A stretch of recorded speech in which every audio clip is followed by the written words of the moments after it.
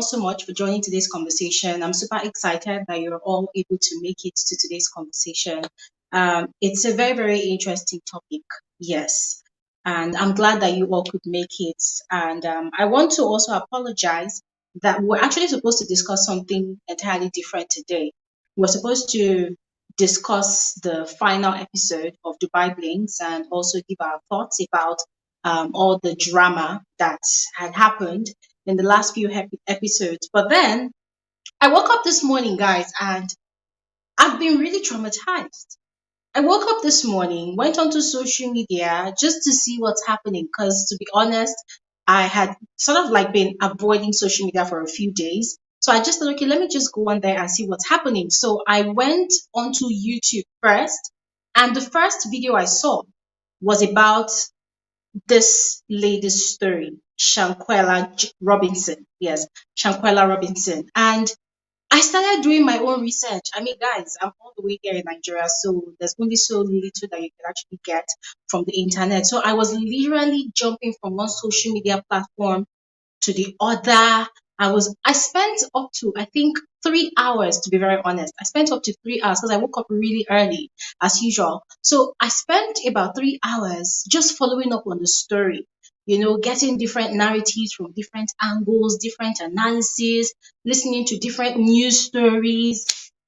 And guys, you know what they call goosebumps? I had goosebumps all over my body. Right now, as I'm doing this live stream, I am still kind of traumatized. And this is not me trying to claim the trauma that the family is currently experiencing, no, but I don't think there's anybody that would watch the video of that young woman getting assaulted, being brutalized by that one female friend that will not feel something. You would definitely feel something. I really wish I could, you know, post that video on this live stream, but YouTube does not condone such violence.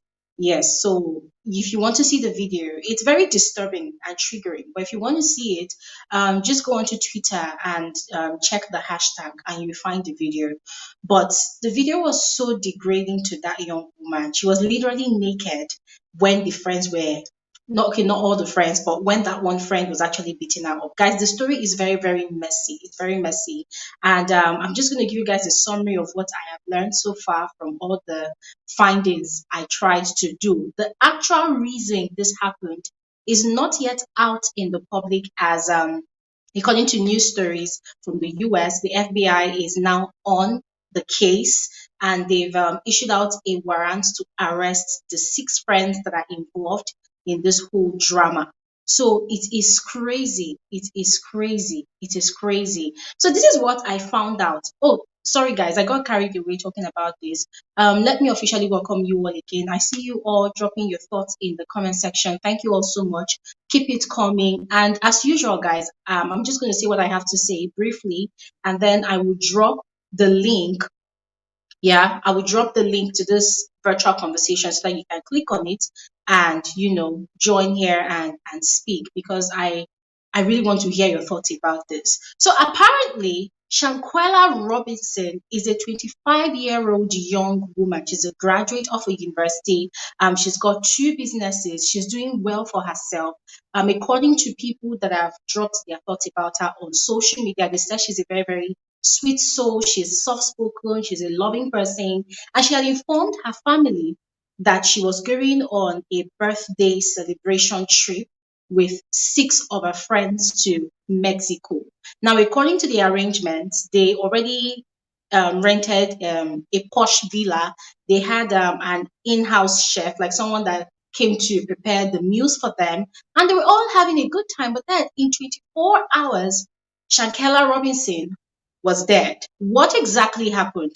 Now, from the bits and pieces of videos that I saw on TikTok, on Twitter, Instagram, it seemed as though it was all a plot, but I don't want to assume anything because I don't know the truth about the story. I don't know the facts about the story. But if you go online and do your own research and you check, just watch the videos, you will see that there's a lot of things that was just really off about the entire situation.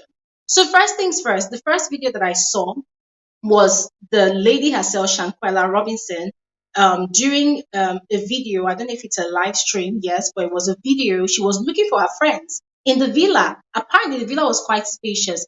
Probably they each had a room. I don't really know. I'm not really sure. But from the look of things from that video, she held the phone.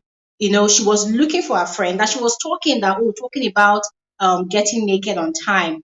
Why are they taking so long to get naked? So some people are speculating that they were actually playing truth or dare, and they had actually dared one another to get naked. And she was the first and only person actually that got naked. Whilst she went ahead to go and start looking for her friends, she had probably had waited for a while and had not seen them. So she had gone ahead to go and look for her friends. And by the time she went into one of the rooms, the three girls, like there were three other girls of the entire group that were in that room, they were actually speaking in hushed tones. So from the video, you can see that the moment she walked into that room, everybody went quiet. So for me, that was very, very suspicious. And I personally, I would think that, okay, what were these people discussing that they did not want her to hear about? And then before we knew it, there was another video. I don't know if this video came before this one or if it came after. I'm not really sure. But there was another video I saw. This time around, the person that was doing that video was her best friend. Her best friend is a guy. I'm not really sure of the names of these persons, but if you do your own findings online, you will see all the details on there. The names of these six people, that are involved in this mess. It's all over social media, so you can't miss it. Yeah. So this person is a best friend. And when I say best friend, her family knows this guy. Two other people from the clique is also known by her family. So she was sleeping on a hammock, outside the villa. And this guy, her best friend, held the phone.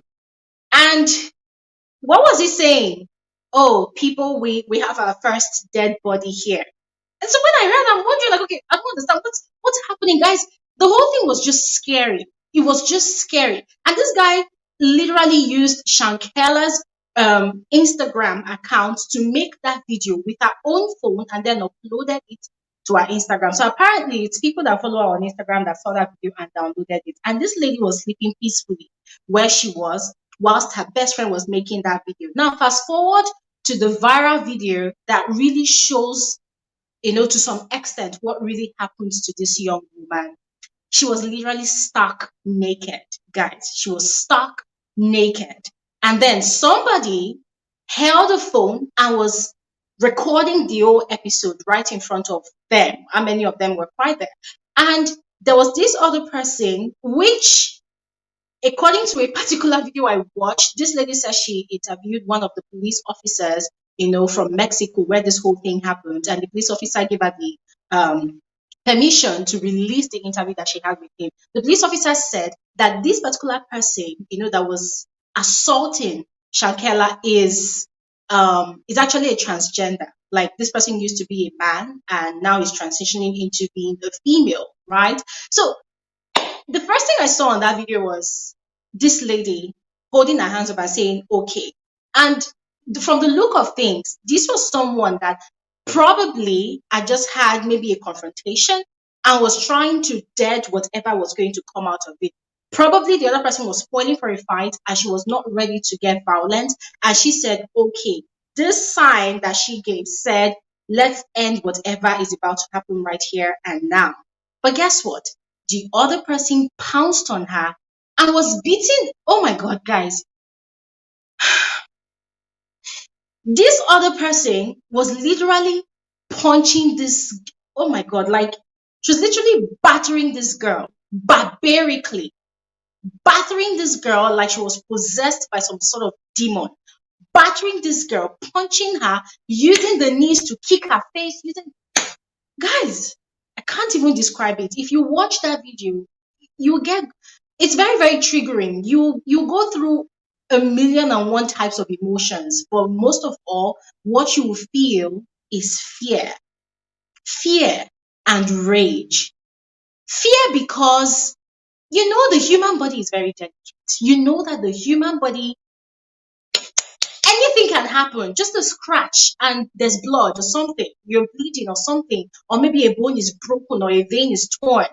The human body is very delicate. So when you're watching that, the first thing that comes to your mind, you are thinking that how is it that whoever is that person is the person that was doing the beating, the assaulting. How is it that this person does not even fear God or even fear that, okay, this person is probably going to die?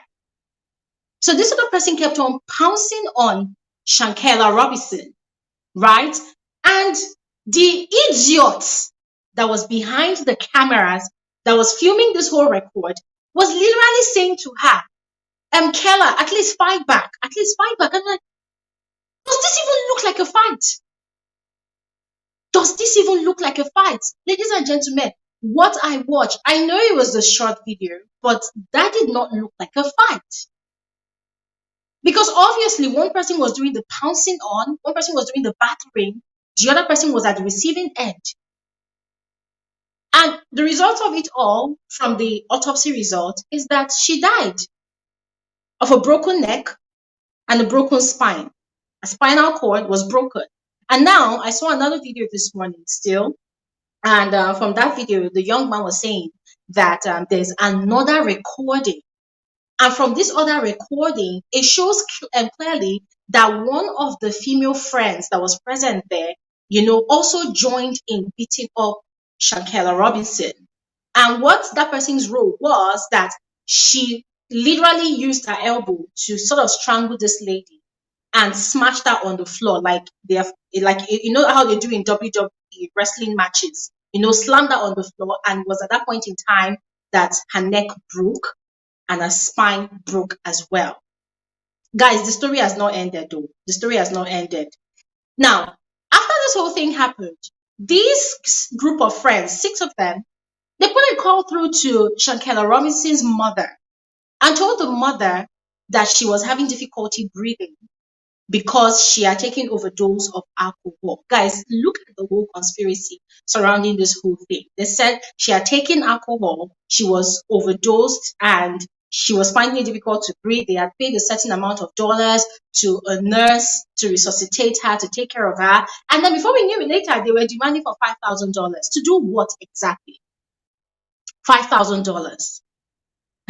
Guys. Now, another deal is that they literally left this girl there and disappeared.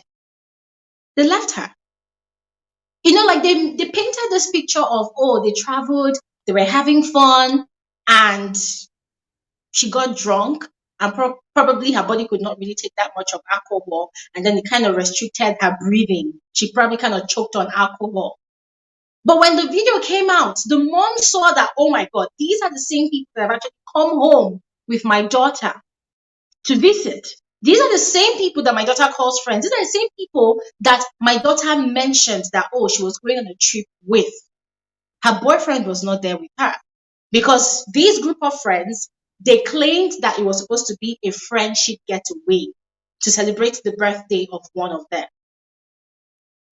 Anyways, further findings I did, I listened to a particular recording. Apparently, one of the female friends that also joined in assaulting this young woman, she was, when you listen to the recording, she was kind of sounding very, very defensive. She was saying that she doesn't know what's out there on the internet, but Shanquella Robinson actually did something very, very nasty to the person that was beating her, that was fighting her up. So this person was being very careful with her choice of words. So she was saying that it was a fight, right? So she was saying that, oh, Shanquella Robinson actually did something very nasty to that person. And yeah, she was there in the room. So she knows exactly what happened, that by the time the whole fight was over, she was still alive, that they didn't kill her. She wasn't dead.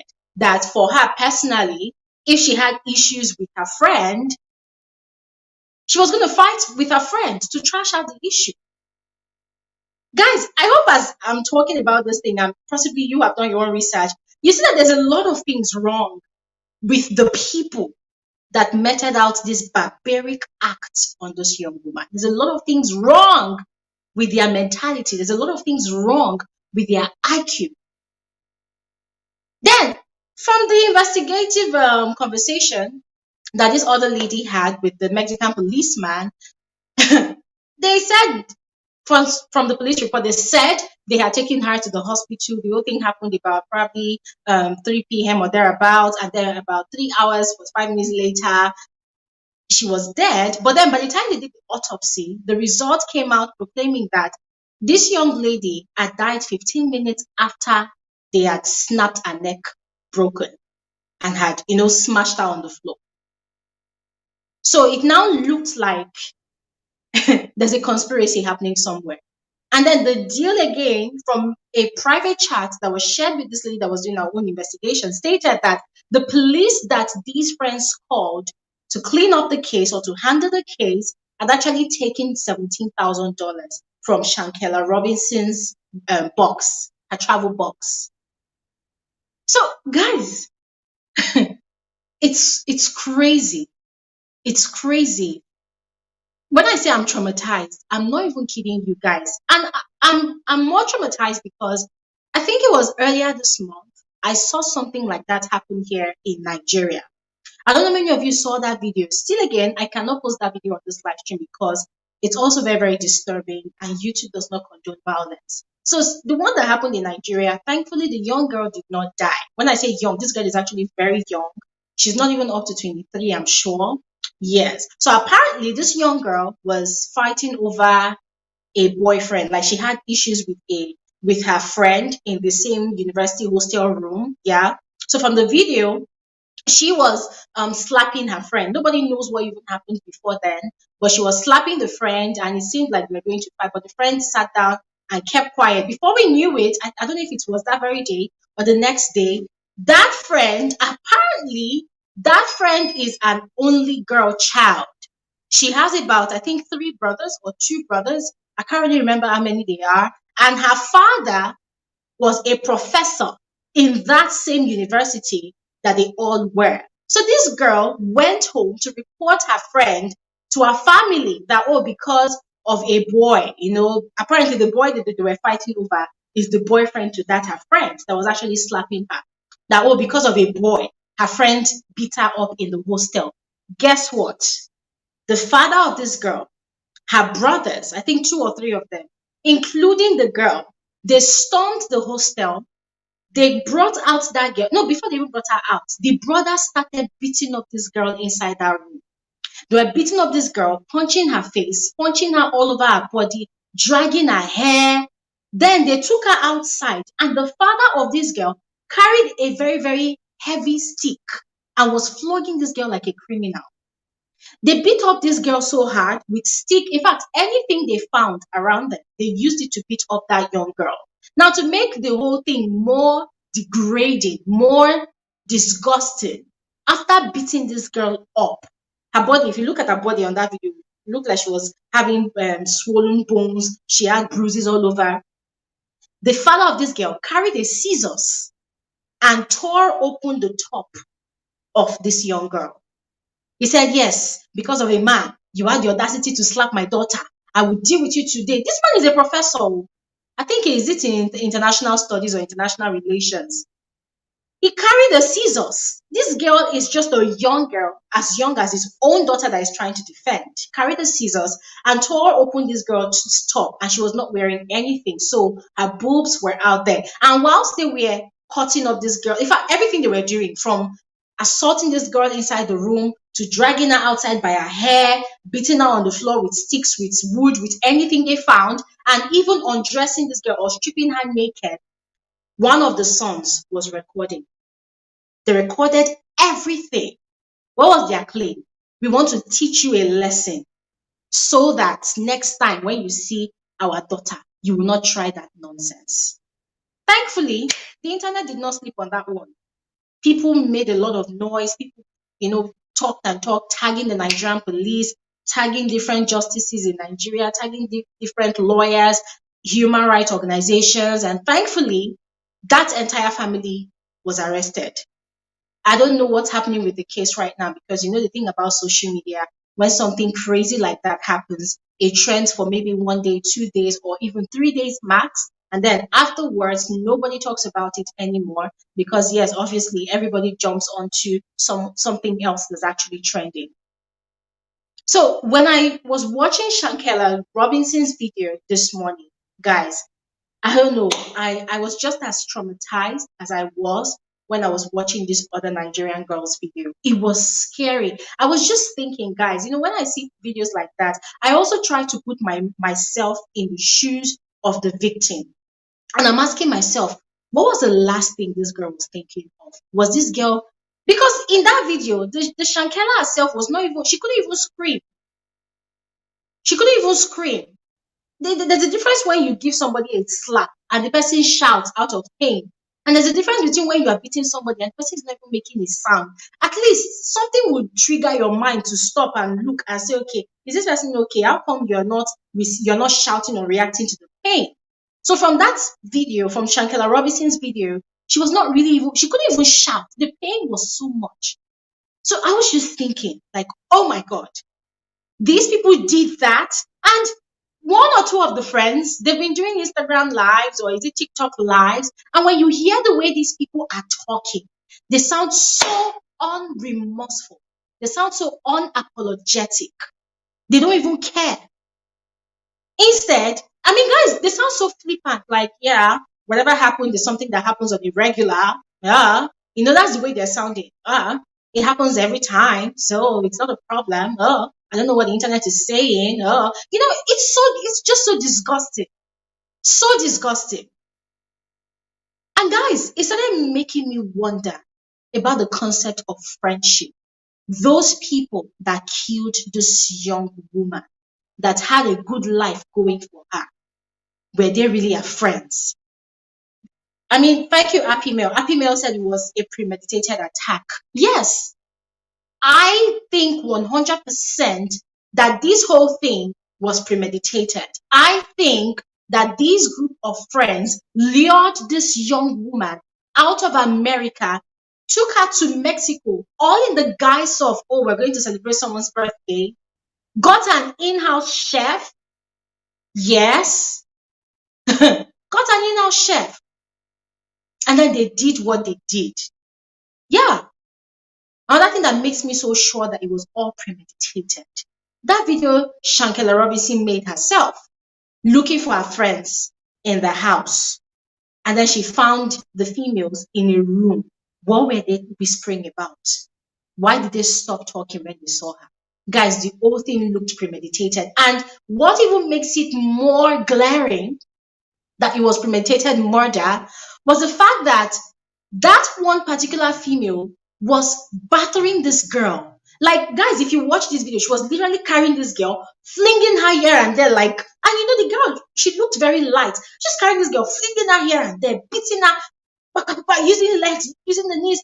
And it was obvious that the other friends, they stood back and they were watching.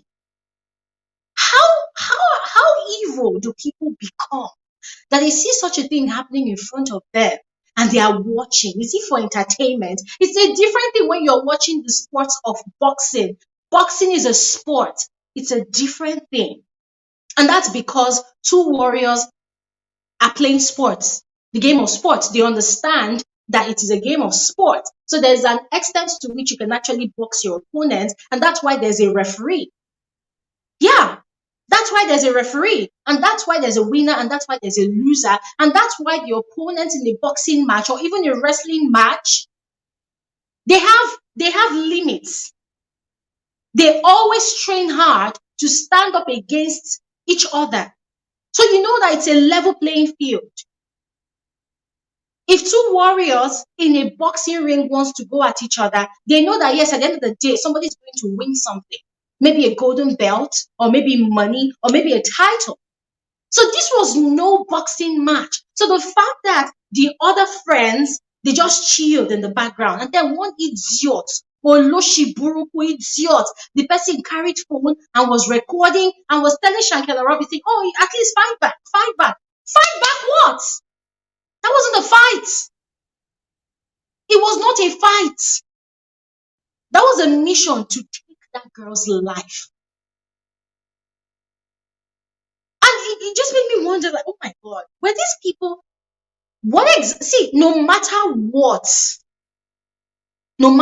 because these people in their defense, they said, oh, she did something very nasty. Ladies and gentlemen, no matter what, as long as she did not kill somebody, As long as she did not kill one of them's family, or as long as she did not kill one of them, as long as she did not. Guys, see, the highest crime that Shanquella Robinson could have committed, guys, honestly, I don't even know what to say.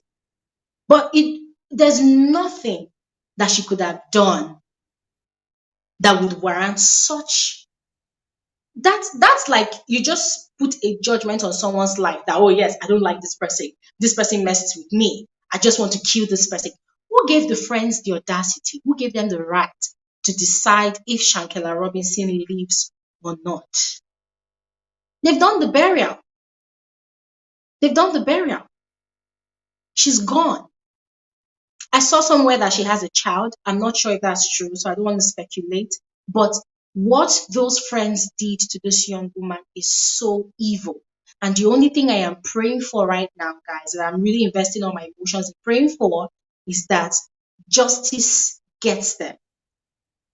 And when I talk about justice, the kind of justice that should get them, both the person that beat her up, both the one that snapped her neck and her spine, both the ones that were in the room watching what was happening without doing anything, each and every single one of them needs to be served.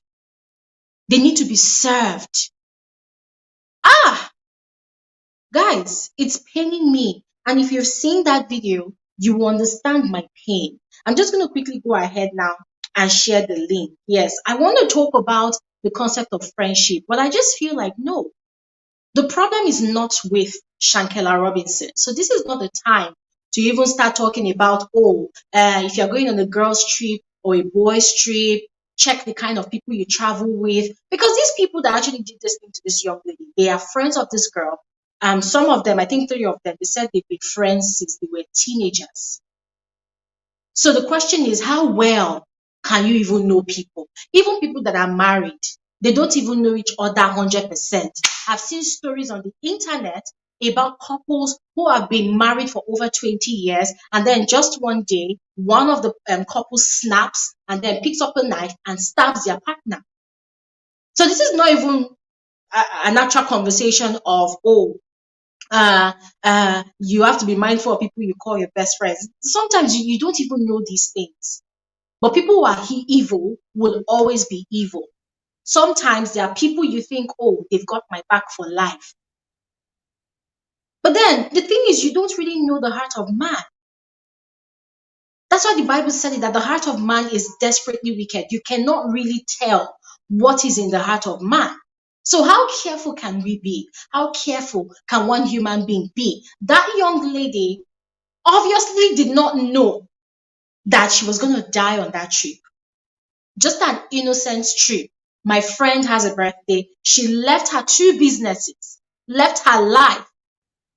She had a boyfriend. Because it's a friend's only trip. And she went on that trip. Clean heart. Okay, my friend is celebrating something. I want to also go and celebrate my friend. And then she met her death there in just 24 hours. If there was an argument, if there was beef amongst all those ladies, in fact, all the friends, ladies and gentlemen, it would have been something that would have built up. There would have been a build up. But for me, in my own personal opinion, I just feel strongly that it's something that these people have been premeditating on for the longest time. And then they lured this young woman out of the protection of her family, out of the city where her family and her loved ones are, took her to another faraway land and went to go and do what they did. I just really hope that the law catches up against them. That's, in fact, let me not just say what's on my mind, but may they get served by their own coins. The same thing they did to this woman, may it be done to them as well. Because it's unfair. And now she's gone. Who can speak for the dead?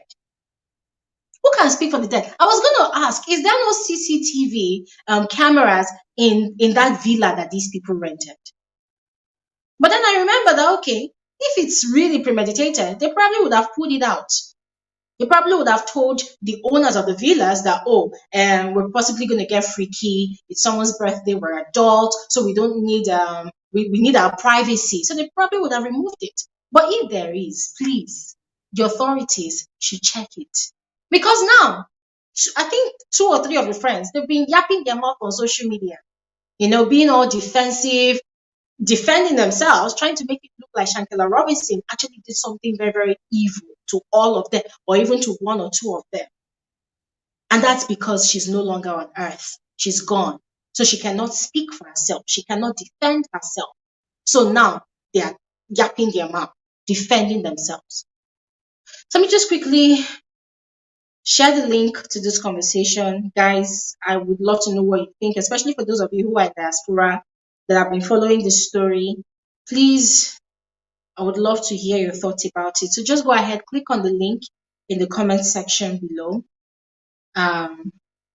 Let's have this conversation. It's just really scary. It's just really scary. Yeah, the link is in the comment section. If you would want to share your thoughts with us, please just click on it so that I can add you to the conversation. Yeah.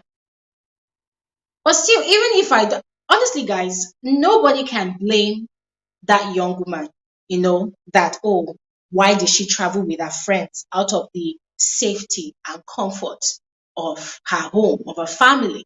Nobody can blame her, because the truth is, at the end of the day, you can never ever know what is in human being's heart 100%. Hi, Fortune. Hi, Glory, and hi, everybody. Hi, welcome to the conversation. Thanks for joining. Thank you, Glory, for having us and for allowing us to talk about this. Thank you. Thank you so much. Have you been following up on this story? Yes, actually, I've been following on it from when it started, right? Because I Wow. live on YouTube. So when there's something new, I always see it. And I Yeah. was so upset. And I actually wish I had not watched the video of her beating because you Ah, can't unsee something. hmm. That was It's brutal. This person went in on that girl, like swinging her around. I've never seen something so horrific in real life, but in movies. oh God. And you know what? I was so upset because she obviously trusted the environment that she was in. You could tell there was comfort. Yes, yes. She was comfortable. She was around people. Everybody that was there, the person that was beating. I don't know. Was it a game? There's so much that we don't know. So we are left now to imagine a lot of things in our heads. Like, honestly, and what you said is right, that she was really comfortable. She trusted the people, because you can only strip naked, you know, in the presence of people or somebody that you're very comfortable with. Exactly. So, for the fact that she stripped that much, then it also goes to show you how far or how deep a friendship is with those people. These are not strangers that she just picked up from the street, or maybe met on social media maybe a week ago and said, okay, we're friends now, let's travel somewhere to celebrate someone. No. But the fact that she was able to get comfortable and get naked, and the fact that her best friend could even handle her phone. Because I know that us young people, we love putting passwords on our phone. So it means Mhm. that this her best friend also knows her password. That is how close she is with these people, to the extent that 3 of them, they frequent her home and my parents' house. The parents knows these people. So it was just Yeah. really scary. It was, and they had traveled before a lot because it looks like it's a group of people that travel a lot. Yeah. So we can't even sit here and say, why did she go? She had done it so Yeah. many times. This was just one of those where they had done before, so they were just doing another one. Glory, I have never been so uncomfortable with my own friends, with the people around me, around this story. After everything that came out of this, you start questioning everybody and everything. Exactly. I, Exactly. so I know you don't want us to go this route, but somebody wrote in the comments, and I sort of shared the same sentiments around watching the energy your friends give you sometimes. You know, True. there are True. times where either yourself or somebody is explaining something about themselves, and there's always that friend that gives a funny face, but they are sort of like the closest friend, but their energy becomes negative. Those are the kind of people that probably can resort like this, because I'm a very good friend. I don't think there will ever be a time where I can wish one of my own people dead, especially in Mm-hmm. this manner. I would like to Mm-hmm. think, yes, there was definitely a conspiracy to kill her. And I think they actually wanted to poison her alcohol. I don't think they planned to kill her with a beating. There Mm-hmm. was definitely going to be sort of some poisoning. That story was legit. They had it and they were going to go and tell it at home. But I think this beating and all of these things was probably the starter to the final main course. I think they wanted to kill her, but I would like to think it was maybe going to be something subtle. But because she was sort of the, what do you call it, not the black sheep, the person that they had sidelined, I think they wanted to Mm-hmm. disgrace her first and then say she was Mm-hmm. drunk. And you see, True. something like they wanted her to fight back so that it can look like she's the person that initiated the fight because she couldn't handle Mm-hmm. alcohol, but it didn't play out. Mm-hmm. And I hate True. that we are now having to use our minds to work overtime trying to figure out what these evil people did. But we can't not do this. Exactly. And I'm so happy Exactly. you actually allowed us to talk about this. We need to talk about these things. So many people have died mysteriously. Thank God for social media in that video that they posted. Mm-hmm. Mm-hmm. There's Mm-hmm. so much that would have just gone as, I mean, that story would have just stuck. She died, she had too much alcohol, she was fighting with a bouncer. They would have said that, and they'll say Mm-hmm. somebody else did it. But now we've got video of somebody in her comfort beating this girl to pulp. Who does that? Ah, God. You know, when I watched all those clips, I literally was just downloading 1,000,001 lessons I was learning from the clip. And even though I said I don't want to think about it, because for me, it would seem like we are blaming her for not doing her own due diligence to read the room, to check the attitude or the behavior of her friends, but I just want to put it out there that listen, it's not her fault, that this thing happened the way it happened because I believe in conflict resolution. There could have been other ways that everything would have been resolved other than beating her to death. But still, talking about what you mentioned, about watching that friend that gives you some kind of vibe. There was something I also noticed. The video that she did by herself when she was looking for her friend, and then she Mhm, found three of the females in the room. There's something I noticed there, and I feel connect that with the concept of friendship. You find out that, especially in a group friendship where there's like three females or four females that's friends. I don't know if you've noticed, but yeah, just help me if you think if you've experienced such before. You find out that in such a scenario, sometimes one particular friend might have issues with the others, and instead of the direct person she has issues with to address it with her directly, they take the matter to the other people in the group. They now mhm. formulate or rather poison their mind about what the problem is, create some sort of gang up, now make the other person feel like the villain of the group. I felt like I sensed something like that from that video. I don't know if you've noticed such a thing before in a group of friends. Yes, For I sure. have. In a group of friends, there is usually, we can't all love each other the same. That's a fact. Mm-hmm. If it's a group of four, you find that certain two are closer to each other than certain two, or something like True. that. And there is always that other person who actually has another group of friends outside that she's probably closest with. And in here, she's just a secondary friend. So, yes, it can happen like that. When I saw that Mm-hmm. clip, that is not what jumped out of me, but I can see why you saw that as well in there. It's almost like these people were closer to themselves than they were to her. And even if there was a case, which that other lady is saying, oh, Shanquella had done something so big that you guys never got to see, that's probably what they were discussing on that day, at that Mm-hmm. time, trying to see how they would punish the girl. But no matter what she had done, nothing makes a person deserve that kind of beating, no matter what. Even if a person had killed another person, then take her to the police. Don't take Exactly. matters into your hands like this and to record the whole goddamn thing. And there was a guy that was even saying, fight back, fight back for what? Why must everything be violent? I honestly am, it's sickening to think of this.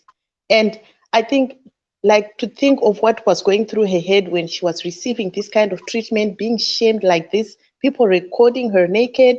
It's actually Mm-hmm. very, very sad. And I think for me, I feel for her family, I feel for everybody that is connected to her, because I would never want to see a family member of mine being treated like this in person or on social media or anywhere else. So I'm actually very, very, very sad about this story. And my emotions go all over the place whenever I think of it. I go and I see there's new videos, there's this, and those people are not even taking accountability. None of them. There's that guy with the bad teeth who calls himself a friend. He said, no, Shanquella was alive. I went to, when I got there, she was there, she was in bed. What is that? If I was any one of these people, I would not even want to be seen anywhere ever again, because there must be one or two that is not as guilty as the other in the pack. I would like to think there's somebody who they left out, who is Yeah. just like wanting. I would not want to be seen.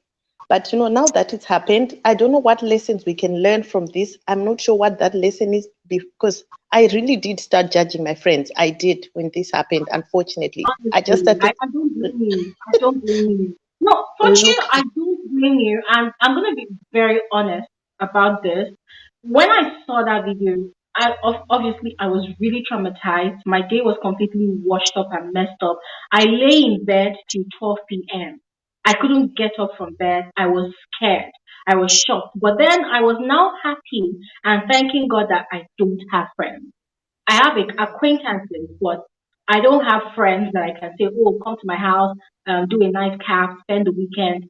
I don't have female friends. So anyway, I was now like, okay, I'm happy that I don't have such, because you see such a thing happening a lot of times, especially these days. Mm, The Gen Z season, friends want to go on a trip, they want to do things together, they want to take risk together, they want to be adventurous together. And for this young lady herself to be that comfortable to go naked, like in the presence of a friend, as you said, it just shows that these are people that she feels really comfortable with. And in her wildest dreams, I don't think she has ever thought that they would no. want to do such a thing to her.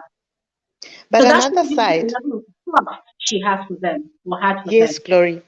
Another side to this before Lucretia starts talking, there's an Yeah. issue of money as well that we probably need to look out for here. Yes. Apparently, this Yes. girl has been bankrolling a lot of these trips that the guys were doing, right? Seriously. Yes, I heard one of the YouTube channels, it was a news channel where people were talking about how whenever they were Yeah. planning trips, they always wanted to include her because she would pay for most of the stuff. So Wow. that money issue, I think it could have been also the root of what ended up being the end of her life, because Mm. what happened to the money that disappeared? I mean, they can say the Yeah. police took it, but maybe these people actually took the money. So Yeah. you wonder how much of your wealth, how much of your successes can you share with people before you start being a victim and they want to take your stuff away. So True. I'm just questioning her friendship. Actually, I don't know if this was like proper friendship, to be honest. I don't think it was, because there are times where you insert yourself where you're not wanted, and True. sometimes it can be one of those things. But whatever the case may be, like you said, she is not the cause of her death. These people just planned to do this and they killed her. And it's very sad. And I think may God protect us from environments like this, Glory, so that we don't have to end our lives in this way. So yeah, that's my opinion on Yeah. this. Thank you so much for watching. Thank Thank you you. so much. All Yes, righty. I might come back we again if there's more to talk yes, about. please. Yes, please do. Please do. Okay. Yeah, Thank we you. have Latricia and Happy Mel here. So let's hear from Latricia. Hi, Latricia. Hi, Glory. How are you? I'm fine. I'm fine. Oh my God, I was just hoping that you would join today's conversation because you are on the legal side of things, and I really wanted to hear your own opinion about what has happened. But first, have you been following the story? Not really, Glory. I didn't follow it because the first time when I saw it, I don't even remember when. The moment I saw a naked woman, I didn't want to follow it because I'm this person. I don't like promoting or entertaining people who post other women or even males or people who are naked. You understand? I don't promote Mhm. it. Yeah. So I always Yeah. say, let me stop. the ongoing chain. I don't support such. So I never got to. So now when you are talking, I'm like, what story is she talking about? Then as you are narrating the story, then I check what is it that I saw on the phone, and I see that, Yeah. oh, it's the same thing. It's just that I did not just focus on it, because by virtue of seeing a naked woman and being beaten by a fellow woman, I said, you know what, this is not right. I'm not going to support it, because then we are busy promoting it. For example, if people said, let's say you sent me something of someone naked, I will not send it over, because then I'm continuing the virality of the thing, you understand? So Yeah. I'm that person. I haven't been following it. That's why I still wanted to say to you, I do have comments. I'm so heartbroken. My heart is red. I want to be honest. But I will be asking you questions here and there as I'm saying that I haven't been following the story Mm. 100%. So Yeah. from the little that I got, I grasped from you, and Yeah. fortune, and the little that I saw. I want to say, as girls, now we're talking as women, always when it's a group of friends, there is always, I think other ladies will attest with me or will disagree with me, will hear from it. There is always this one who is, do you know that friend who is, wherever you go, she's the one who's always noticeable, who's always out there, whom, even Yeah. when you meet guys, is the one that they will talk, you will receive more Mm. attention and all that. You find girls who are Mm. like that in a group. Not that others are not that beautiful or what, but there is always Mm. that person who is, always grabbing the attention, or when he arranges, she arranges something, and then things just go right. Then other friends, Mm. sometimes they become jealous of that. They It just happens. can't help it. And just when they think they are looking that direction, and that direction automatically just goes to you. I think that is where the thing of being angry and what, and like you were explaining that somewhere she was having making a video locating her friends, and then she found Mm. all of them together, meaning she was the only one who was not with the friends. So you can Yeah. imagine what is it that was discussed. I don't know, but then I have a strong feeling that it was not, when they go there, maybe it was not really planned, but then as they arrived there, as things unfolded, things that we don't know, that we wish to know, definitely there will be one of them who is more closer to this one, or who has a heart, who has feelings, who will come out and say, you know what, this is what really happened. Jealousy must have kicked into them, and it controlled them, because by virtue of them, because I also want to believe that the alcohol poisoning thing, it could be true to an extent, because the doctor, when they said she had alcohol poisoning, because they say most the doctors did confirm that the medical doctor is not the one who's doing, it's not the coroner, it's not the one who's doing the autopsy. Obviously he doesn't go deep in. Maybe it's me thinking he tested her blood and proved that part of it, which is also an element of crime, because maybe somebody did that to her alcohol with an intention of ending up with a murder, or her misbehaving or something. Because with her being taken a video and naked, I didn't really hear her saying much. I want to assume that maybe already that alcohol thing had already kicked in and all that. And it, it is so sad. It is so sad. The question is, okay, let me say my wish is that it happened in the borders of USA. That case was going to be, I believe that it was going to be handled as we expect. But then I am not sure. I don't know, because being a foreign national in another country, but they are neighboring countries, maybe it will go right or whatever. We hope, we wish, because they say FBI has been invited in. FBI meaning to locate, I don't know, the people. I think Interpol also must kick in, because then it's cross borders. You see, just to make sure when the person is being transported to another Mm. country for arrest and everything. I You think know, Interpol must also. Yes. Latricia, it was the friend that called her parents to tell them that she was intoxicated with alcohol, so her breathing was restricted. But then by the time the autopsy results were released, they said she did not die of alcohol intoxication, that her neck was broken and her spine was also broken. I agree. That's why I'm saying the medical doctor. I thought Mm. somewhere it was said that the medical doctor confirmed that she had alcohol poisoning. So I'm saying maybe she had it in her blood, the poisoning, but it did not kill her. She was killed with the Yeah. beating. So, but that Yeah. one, the beating is normally found out by the doctor that Mhm. does the autopsy. The medical doctor at Mhm. hospital doesn't go deep into things, doesn't do the autopsy. The one who does the autopsy will determine the cause of, but the doctor at the hospital, I always say they cannot say, they can just say the possibility, because then autopsies must still be made. You see, unless if they treated the person, I think, for something like more than a week, then they can easily say this person died of this. But then the autopsy is the one that confirms. The doctor can just say there was this amount of alcohol, just like in a car accident. The doctor can go to an extent of talking about the blood the alcohol in the blood. But then the autopsy will say this person died after this injury and this and this and this and this. That is the doctor who's doing the autopsy. So it's me now thinking that then when she was given that alcohol, the poisoning or whatever, maybe it was intended, it was intentional, it was from the friends, because then following that it is the attack. And for them to call the mother and say these lies, and you see they were now covering, they were being a step forward, covering their steps, they were Mhm. pushing a different narrative. And then that video, so foolish they posted the video where they say fight for yourself, as if they are on her side. They are not. The moment you say fight for yourself, that means you see that this person is vulnerable. Go and stop the fight and Mhm. don't take the video. Why are you taking the video Exactly. and you see that this person is not retaliating, is not fighting back, and she's being punched? Why not? Actually, that guy must also, the person who was taking the video must also be charged, because he Mhm. was part, he allowed it to happen. He was part, and Mhm. as a person, you have a responsibility to either call the police if you are scared, or to assist the person somehow.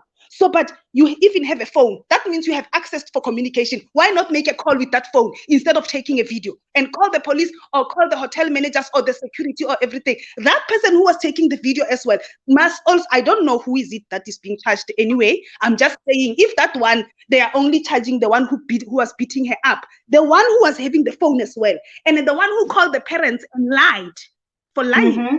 because it's accessory after the murder. So they should Mhm. definitely be touched somehow. They are involved. They know what really happened. Now they are busy twisting the stories and everything. So they must equally be charged. Some of them, I think, because I don't really know how many they were, I think they will be charged along the way as when the trial goes on, and then the information will be revealed that will now start pointing fingers at Glory and Tricia again, and then now they are also charged, and then they proceed with them. So, but then we'll see with it. But then it doesn't look good. But when I saw the video and when, as you were explaining it here, I said some of them were incriminating themselves and they were not aware.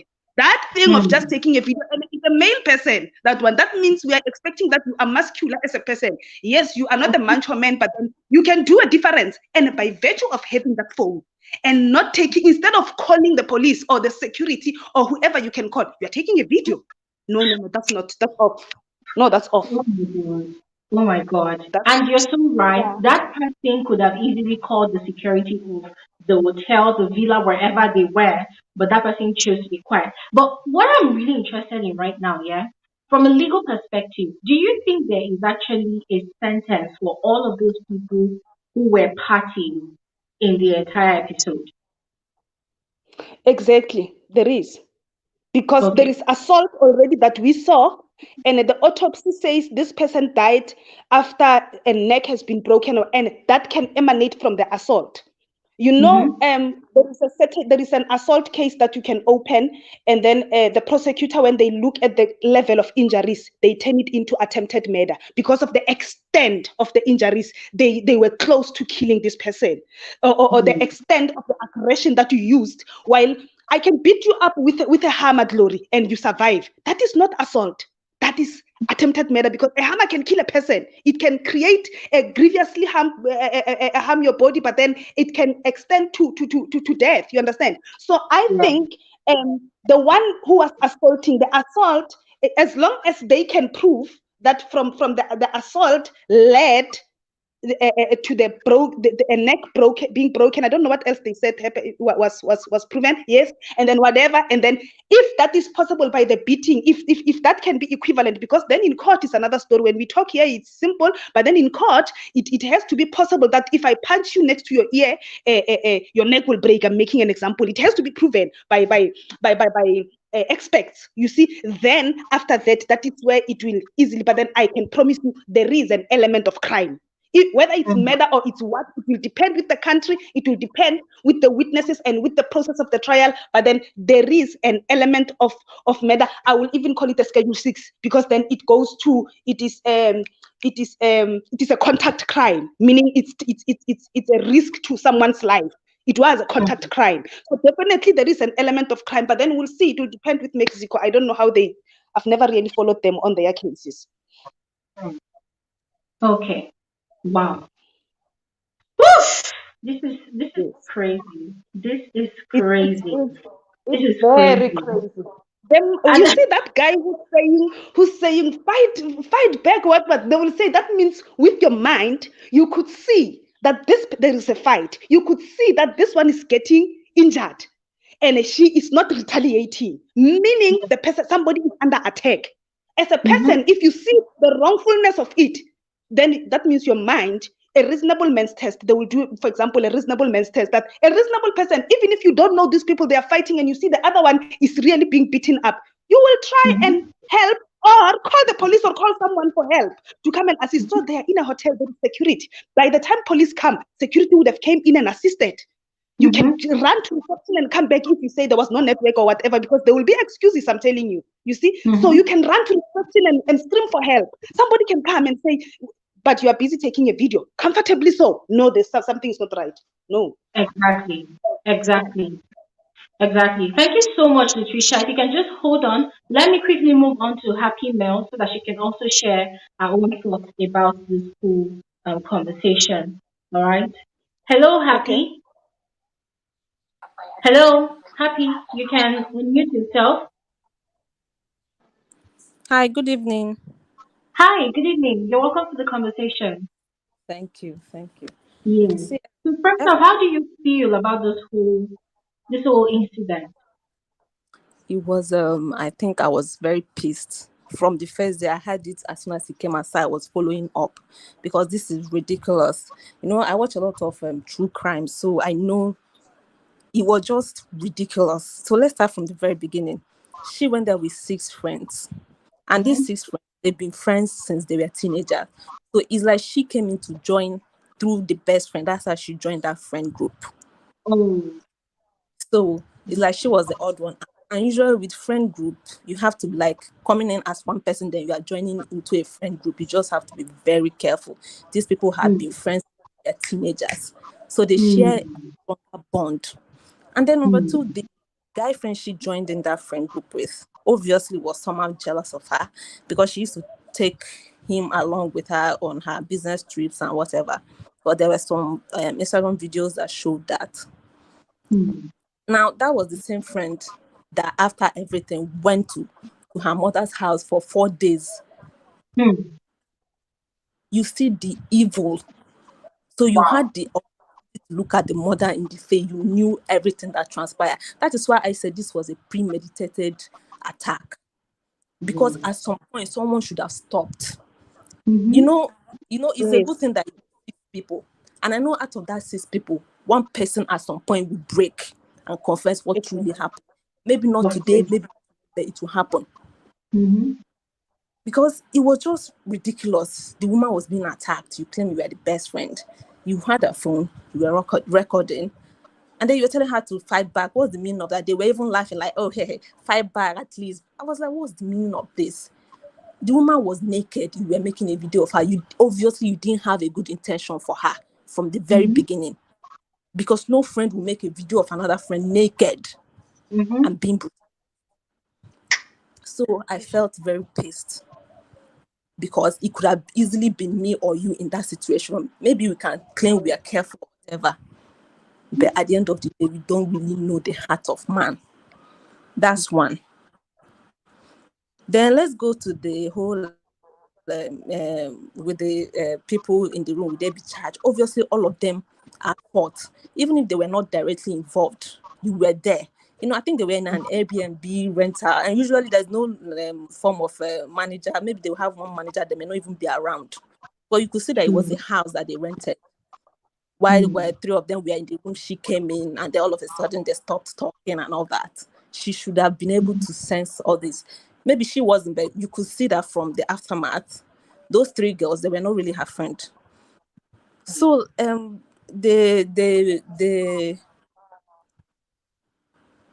they're talking about all of them, the ones that were standing by watching, nobody confessed. Even after everything happened, how come nobody went to the police and said, okay, this is really what happened? All of them, some of them will be charged for accessory to murder. Even they are not charged with the first degree. The people that had that direct impact on her, of course, will get that first degree murder. But the other ones, they could get that accessory or something. All of them has to be charged. I pray she gets the justice she deserves, because it was just too much.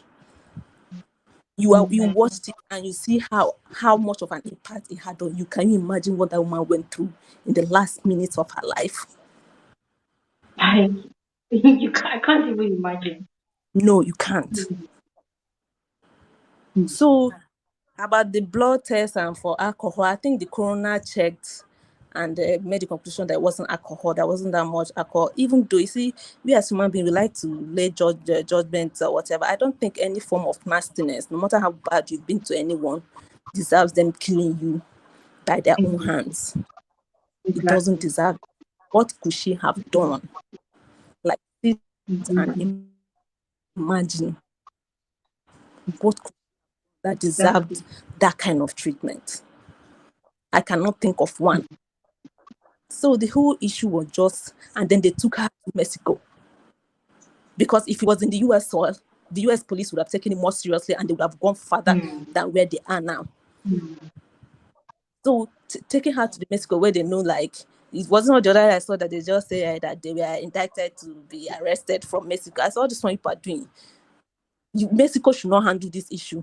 They should just hand it over to the US, let them give them proper judgment. Because this one that the Mexico police they're just wasting our time. They had an opportunity to help. They didn't help.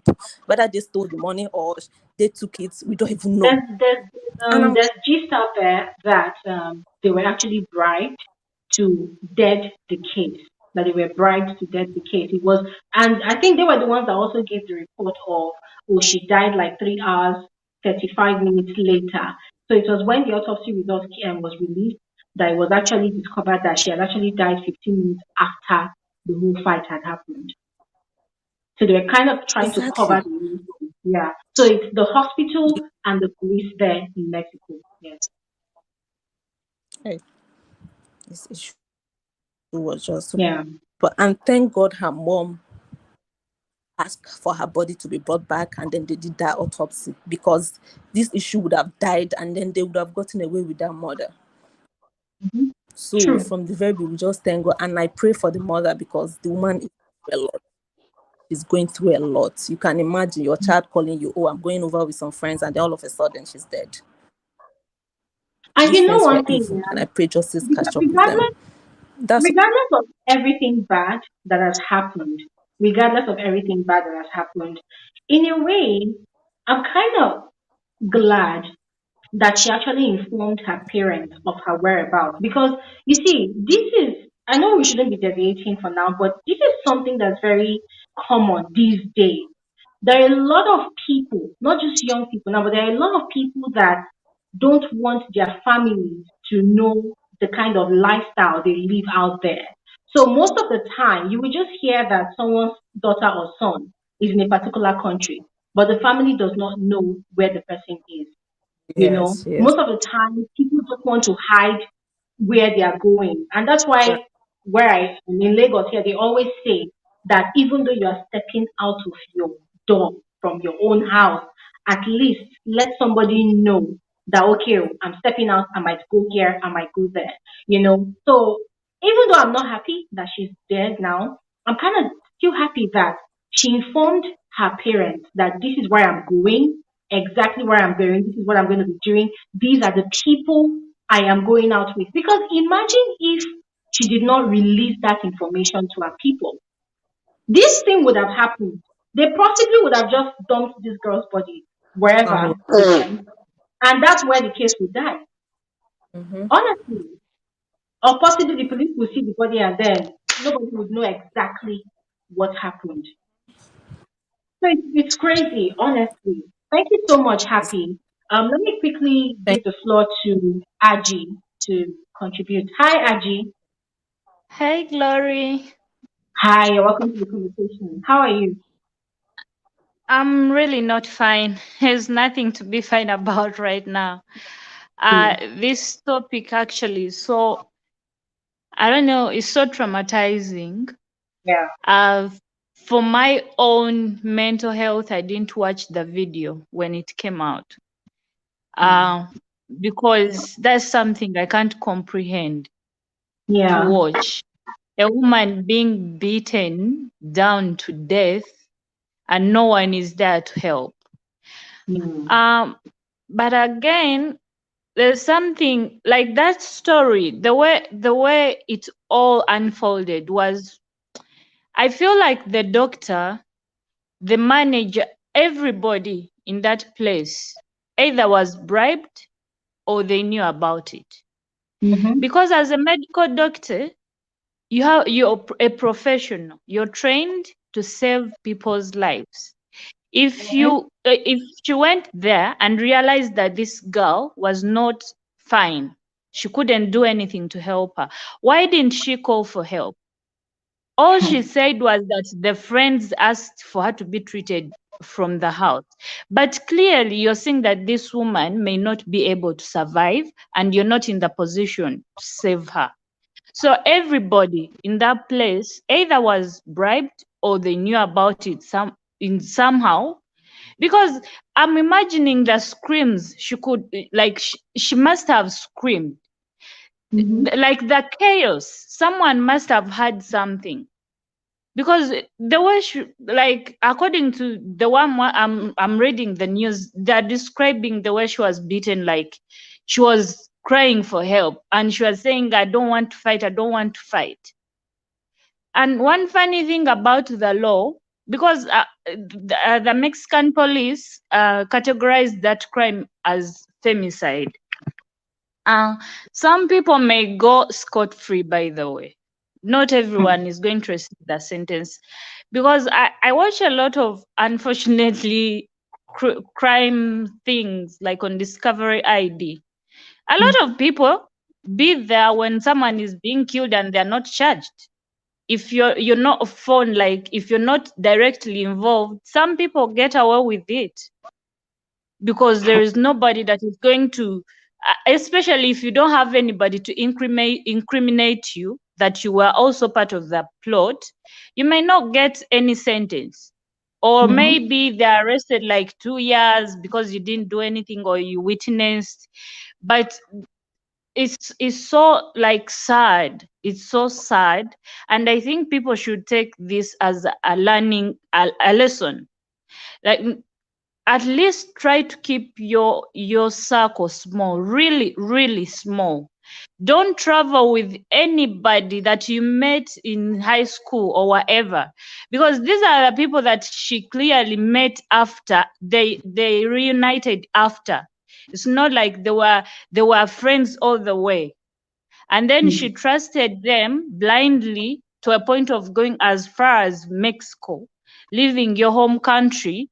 So she didn't know. So people should learn that not everybody is your friend, and not everybody that comes back into your life, they mean good to you. So I feel like Mexican police will try to do everything possible, but I feel like that group of people, there were many people. There were many people. I'm worried that someone may go unpunished. That's the problem, because the group was big, and there are no other videos showing the involvement of other people apart from the video she took herself, showing clearly that the friends were not feeling her that much. But there is no other video showing anybody touching her.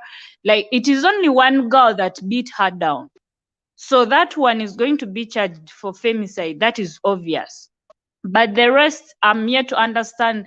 Maybe accessory to murder, but again, accessory to murder, you must have done something. You must be involved somehow. They don't just charge you because you were there watching, unless if you knew about the plan and you didn't say anything. But that means they have to talk, like they have to incriminate each other. So we'll just pray that all of them go to prison because they deserve it. And one thing I want, at least if they are charged in Mexico, I want the US also to charge them again, because it's so possible. You may get sentenced in Mexico and they tell you after serving your sentence there, you come back to America, and then they charge you again because the person you killed is an American citizen. So I hope they can get. But again, being arrested in Mexico is the best they can do, because Mexico is everybody talks about the toughest prisons in the world: Mexico, Russia, Korea. So if they go there, I pray at least they charge them at least 20 years, because that is the minimum sentence of femicide. So please, once again, let us be careful of the people around us. It's not like as if everybody likes you. People are evil. So please, let's all be cautious.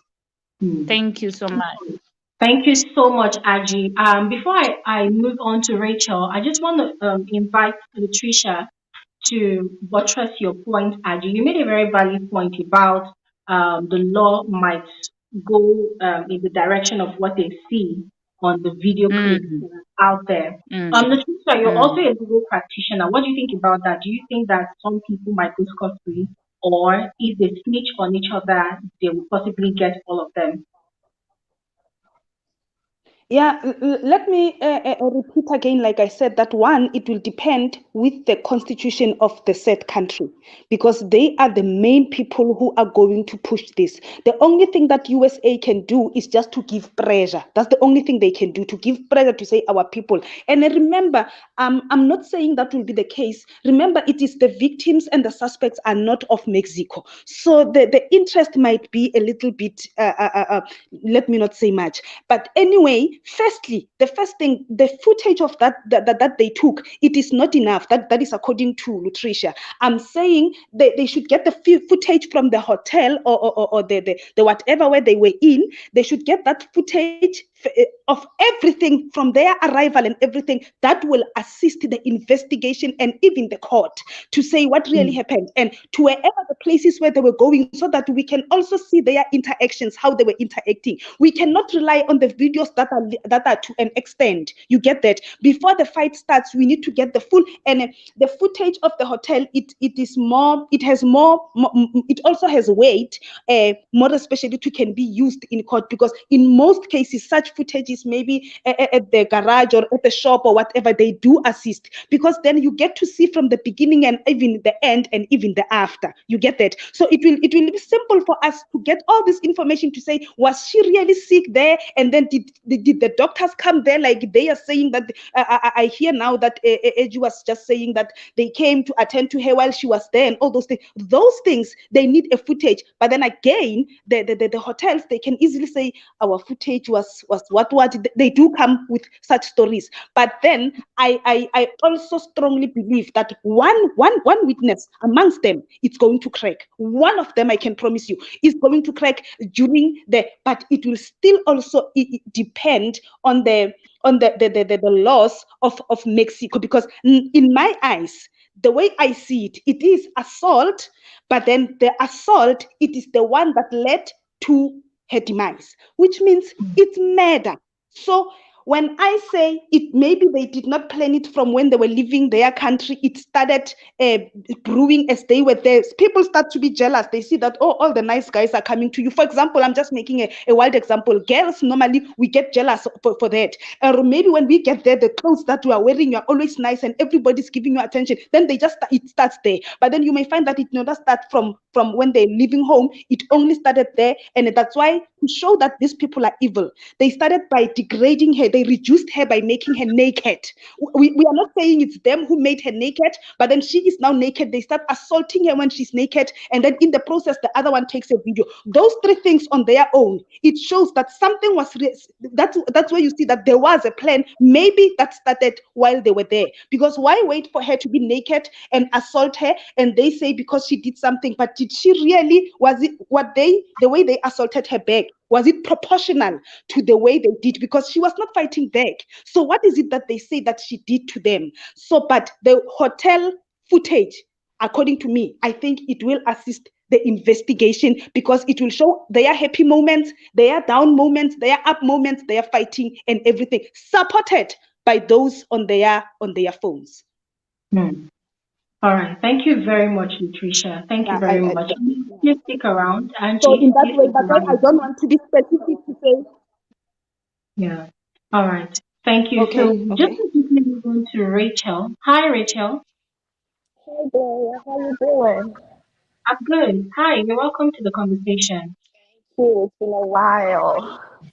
Yeah, you're sounding muffled. Can you release your speaker so that we can hear you clearly? Do I Yeah. sound better now? Oh, this is perfect. This is perfect. Okay, Okay. so have you been following the story? Um, Gloria, I have, and to be honest with you, it is heartbreaking for me because I live in the state where she went to high school. Oh, wow. I live in North Carolina, and there's a lot of misconception regarding this young lady. Hmm. Shaquilla was a very fun-loving young lady. So let me start from the beginning on this issue. When the news first broke, I saw it on TV. It was on the news in North Carolina, Mm-hmm. and her friends from school, middle school and high school, they were all interviewed, and they made us know that this girl is soft spoken. So her Mm-hmm. fighting back is not out of her, you know, um, it's her heart. She cannot hurt a fly. She is that soft. She is also very trusting. She keeps Hmm. people small. She's a Hmm. 25-year-old successful young lady. She owns two businesses. One of her Hmm. businesses here in North Carolina, she has one in Charlotte, which is a hair braiding business that braids hair for kids, and she's Yeah. very successful in it. Another one is a boutique, female boutique business, which she owns. Hmm. Shaquilla loves to travel. She's been to the Dominican Republic. She's been all over. She is fun loving. Hmm. Whether this is the first time she has traveled with this particular group of friends, I do not know. Hmm. But some of the people in this her circle that killed her, they are kind of like close to her. She Hmm. does have a best friend in it, but I'm not sure from the news because I follow it on TV whether it Hmm. was the guy who was holding the phone or one other girl there. I don't know. But they were all Hmm. familiar, they are all close knit friends. Hmm. Now, they were not staying in a hotel or an Airbnb. She rented, it was more like a villa, I think a 5 bedroom villa. Oh, she paid for it. I think she cost that majority of the funds for the trip.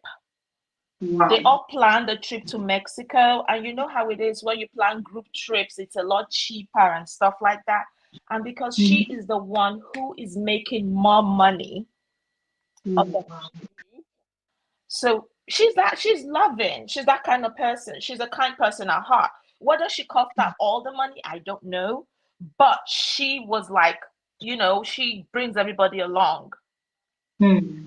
So now I heard people talking about, be careful who you hang out with and all of that. But how far can you push? We don't know how it is. I'm just speculating. It could have come out of jealousy. True. I know I was talking, my husband and I were talking about it, and my husband was, because he was watching the news. I went to work, I came back, and he was like, look, is it that they killed this girl out of jealousy or what? Mm-hmm. And her death it all started from, there was a time she walked in there. First of all, let me put this out there. There are lots of videos. It's not just that one video. Okay. Really? Yes. I was watching the news just before you came online. I had to go offline because she was on the news again. And they were talking about, there are other videos out there which have not Hmm. even been made public yet. The police Wow. have them. And there is one other thing I want to say. She's a United States citizen, and we do not play with our own. The people who committed the crime, wherever they are, when she was killed, when they killed her, they flew back to the US and left her Mm-hmm. body there. Yeah. Okay. But the major person who actually fought her in that video, she is seen on the news today. The prosecutors called her the principal aggressor. Yeah. I saw that. It on the fact that that the hitting and the beating she got from her actually killed her, because she died 15 minutes after that fight. Yeah. So she's the principal aggressor. Now, the other people who were holding the phone, the guy who was saying fight back and all of that, those people are all enablers. Okay. Mm-hmm. Now, they would be seen as covering up a murder, accessory to murder. Mm-hmm.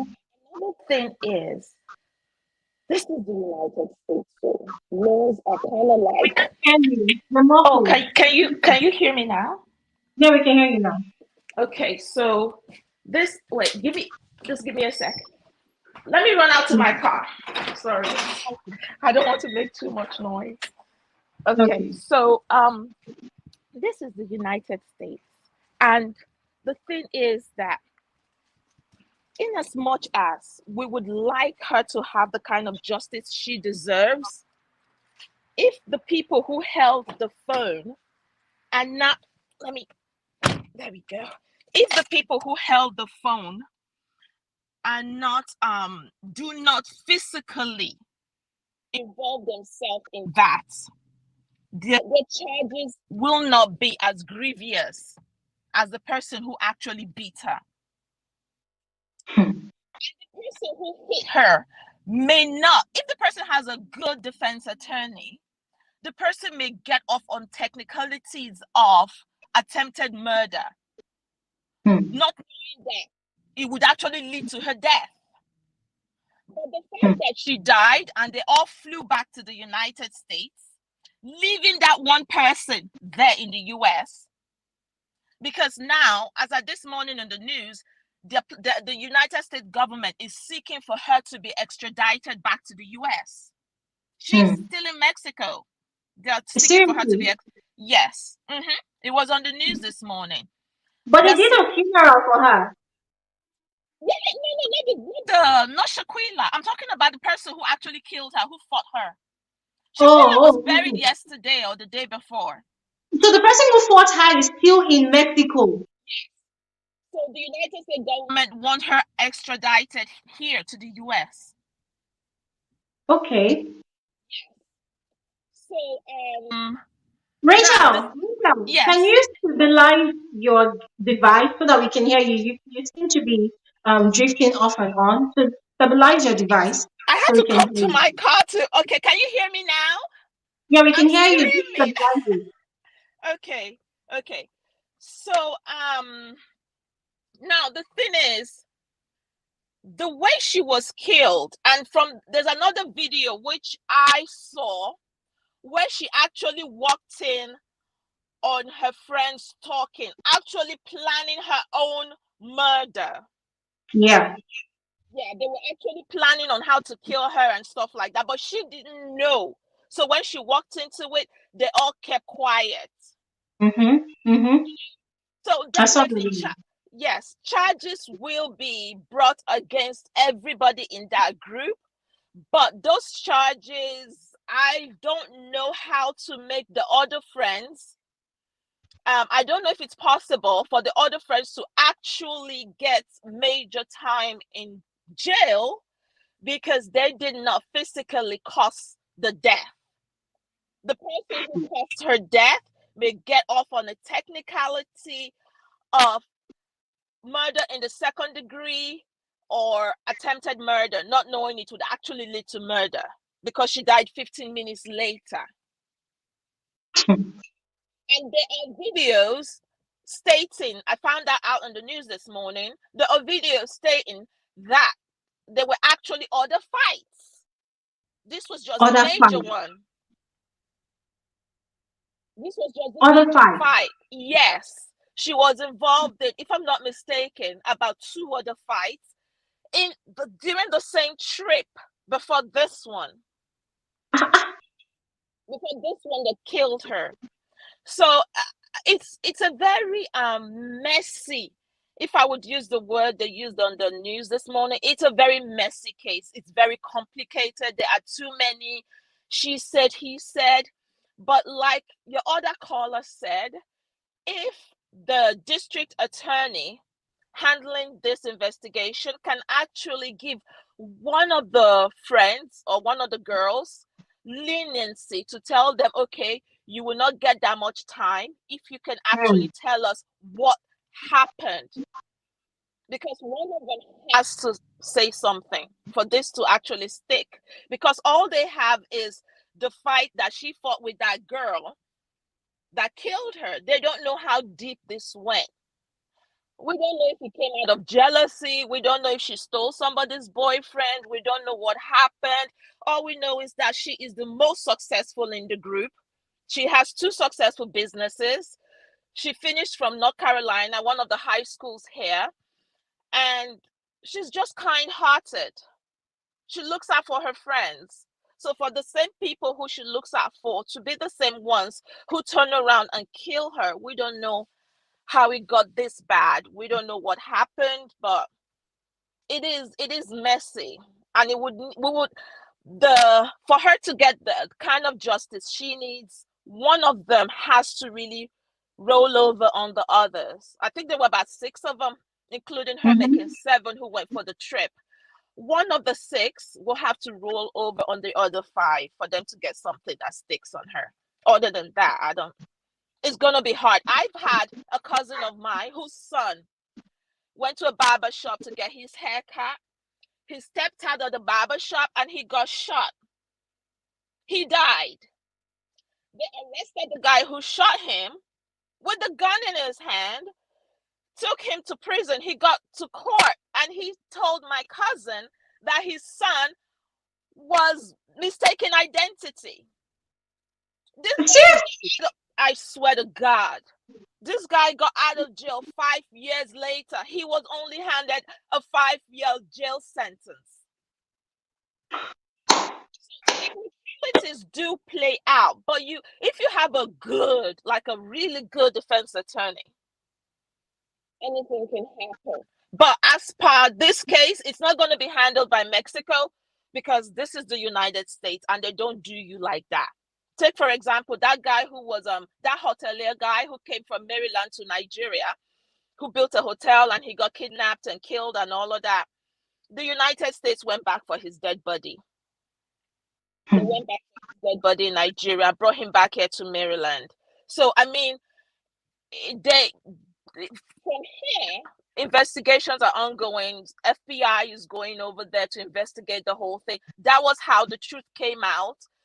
That, look, this is more than we see, So I'm just praying for the mother that God will give her the heart to bear the loss because it's not easy. But it is what it is. We just got to learn from it that not all friends are. And if your friend has shown you one time, you don't need for them to keep picking on you and beating you and whatever. You may have a good heart, but baby, it's time to cut off that friendship. If you have friends that abuse you, that beat on you, that talk crap behind your back, you do not have to stick up to it. Cut it off. Your life is what you don't have to prove to your friend. Look, like people do tell me, and I tell people, you may be successful. You do things that are successful. You build houses, you buy cars and stuff like that. Not everybody that smiles in your face is happy with you. People are like, God, why not me? Is it only her? For no just reason, So in as much as her circle is small, her circle killed her. So well done on Thank your you. research, girl. Well done on Thank your you so much, research. Rachel. Thank you. Some of the things you just said now, it's just as you said rightly, the word is messy. This whole thing is messy. And for me, I don't really care about who said what, who did what. I just hope that justice is served to everybody involved. And the fact that there's been other fights before this one that finally took her life, then it means there's actually a lot to this story. And I'm sorry, but a part of my brain is tempted to scream. Like after the first two fights, why were they still together in the same state? At least there should have been red flags, move, leave, just break off the group. Her But friends, then, if really the fights that had happened before were that intense, I doubt because you see that video that she was looking for her friend and she found the ladies in a separate room. Yeah, if you listen to the tone of her voice, she did not sound like there was any beef happening. She did not sound like there was anything wrong. She sounded very, very cheerful and playful. And then there was also another video that two of the friends they were actually doing press up on the floor outside. So it looked like everything was good. So I'm this really wondering, okay, what was the enormity of the fight that actually happened before? Did they just say that to claim, that okay, there was already aggression in the air before this final one that broke her up? Shanquella is like when her friends were interviewed, she is sweet. She is soft. She is the last person you would expect friends to kill. She is too soft spoken. Nobody that interviewed had anything negative to say about her. In her school, nobody had anything negative. Her clients, nobody had anything negative. She never raised her voice. Hmm, So everybody is thrown into the shock of what actually happened, what led to this, you hmm, know. yeah. And them calling her mother saying alcohol poisoning. Now, I heard you had a caller who said maybe there was alcohol, and all of that. These are young adults, okay? You hit 21, you start a drink. These are young adults. They were on holiday in a villa. Of course, there was drinking involved, but it wasn't to the extent of causing alcohol poisoning. It wasn't to Hmm, that extent. You could take a shot, you could take a glass of beer or something. It will show up in your blood, but it will not cause alcohol poisoning, So there was no such thing. There's no report I have seen on the news anything about alcohol poisoning. So this girl had nothing about alcohol poisoning. It was her broken neck, her spine that killed her, and her face was messed up. The girl, I don't know what to call her. I saw that Be- video. The way that was punching her beat face her like, so much that her lip got busted, and so it wasn't alcohol poison at all. That was a lie her friends told her mother, and that lie had been debunked. So there's nothing like alcohol poisoning. You hmm, saw her walking in the video looking, she wasn't staggering like someone who was intoxicated. But being young adults, of course alcohol will play a part in it. I mean, there was drinking, but you can drink a shot or two and your senses are still intact. But they of course it will show up in your blood, but you're fine. It's nothing. So, and I just thought I should come on okay, and just say a few things about, because I hear okay. a lot of stuff flying about, like, oh, she was a good girl. She's a good girl. She was not the wayward one that would know. No, she was a very good girl. All right. Thank you so much, Rachel. Thank you so much for sharing with us. All right, I no wish problem. I wish All I could right, actually bye follow bye. the story. Thank you. I wish I could follow the development of the story as it comes, but then hey, so far. But I'm just hoping that justice is served. So we're gonna quickly move on to Free. I have a lot to say, but Free, let's Free finish what she wants to say, and then I'll see what I have to say. Hi, Free. Hi, Glory. Hey, thanks for How joining. are How are you? you? Good evening. I'm Yeah, well. How good. are you? Yeah. Have you been You following know, up this on the particular story? case.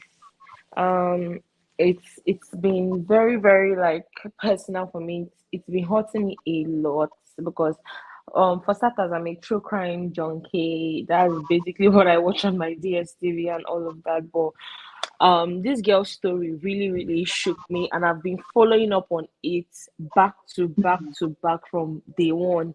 And then I came online. I didn't expect that you were going to talk about it, and I just saw you making. I was just wow. I just jumped on it without even listening to anything. I came in late, and I just wanted to speak on it because it's as if like people just want to pour out their hearts, but there are no outlets to just vent out how they are feeling. And sometimes typing doesn't do it because I, for one, Mm. sometimes when I'm in somebody's comment section about the video, I type and type and type, I type, and at the point I just get so frustrated. I'll just clear everything that I've Exactly. typed, no matter how much Exactly. I've typed. It happens to me a lot. So it's always better for me to express vocally what I'm feeling instead of writing it because when I'm writing, I'm emotional and it gets too long and I'll just clean it sometimes. So for me, I it's completely good that you agree. did this so people can just voice out their opinion. I've read a lot about this, different perspectives, different stories. We've heard different things, but from the things that I've heard, this girl had frenemies. She did not have friends. They were frenemies, quote unquote, because your friends cannot do that to you. I mean, what bothers me the most and what irritated me the most was the fact that her best friend, the guy called was it Kali Cook or whatever his name was, he had Yeah. the audacity to be going to this girl's mother's house every single day, back to back, lying to that woman's face that her child died from alcohol poisoning, knowing fully well that that is not the case.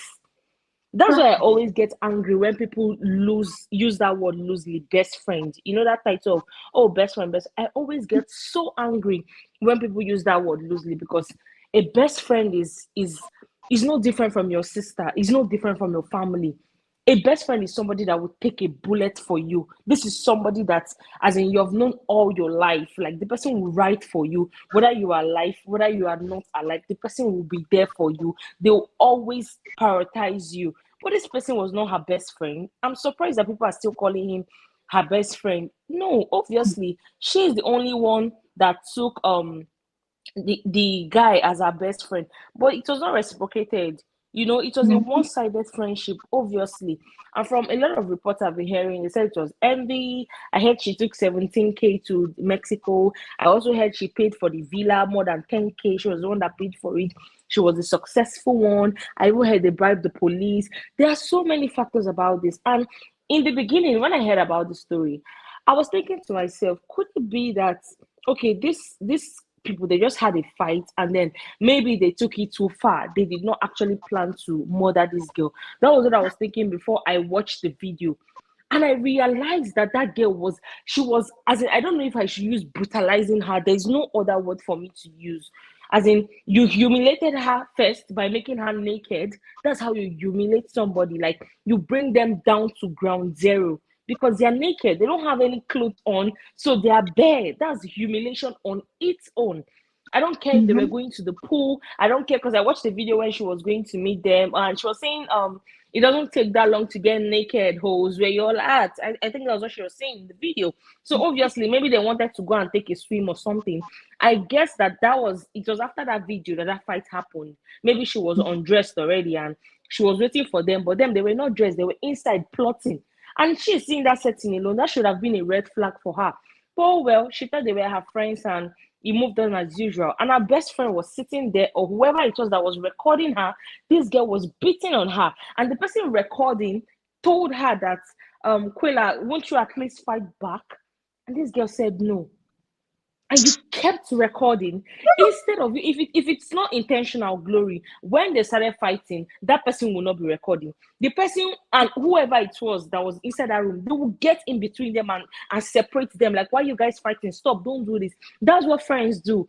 Friends go out and a disagreement ensues a lot of times. I've been in that kind of setting, but nobody is going to allow it to get to the point that, oh, one Mm-hmm. person will not be beating another person, and that person, once you just throw your hand first, everybody has entered your middle. Like, what's the meaning of Mm-hmm. that rubbish? Don't do that here, don't do that here. Everybody bring the middle. But it was so orchestrated that you were filming. That means you guys had actually planned to humiliate her.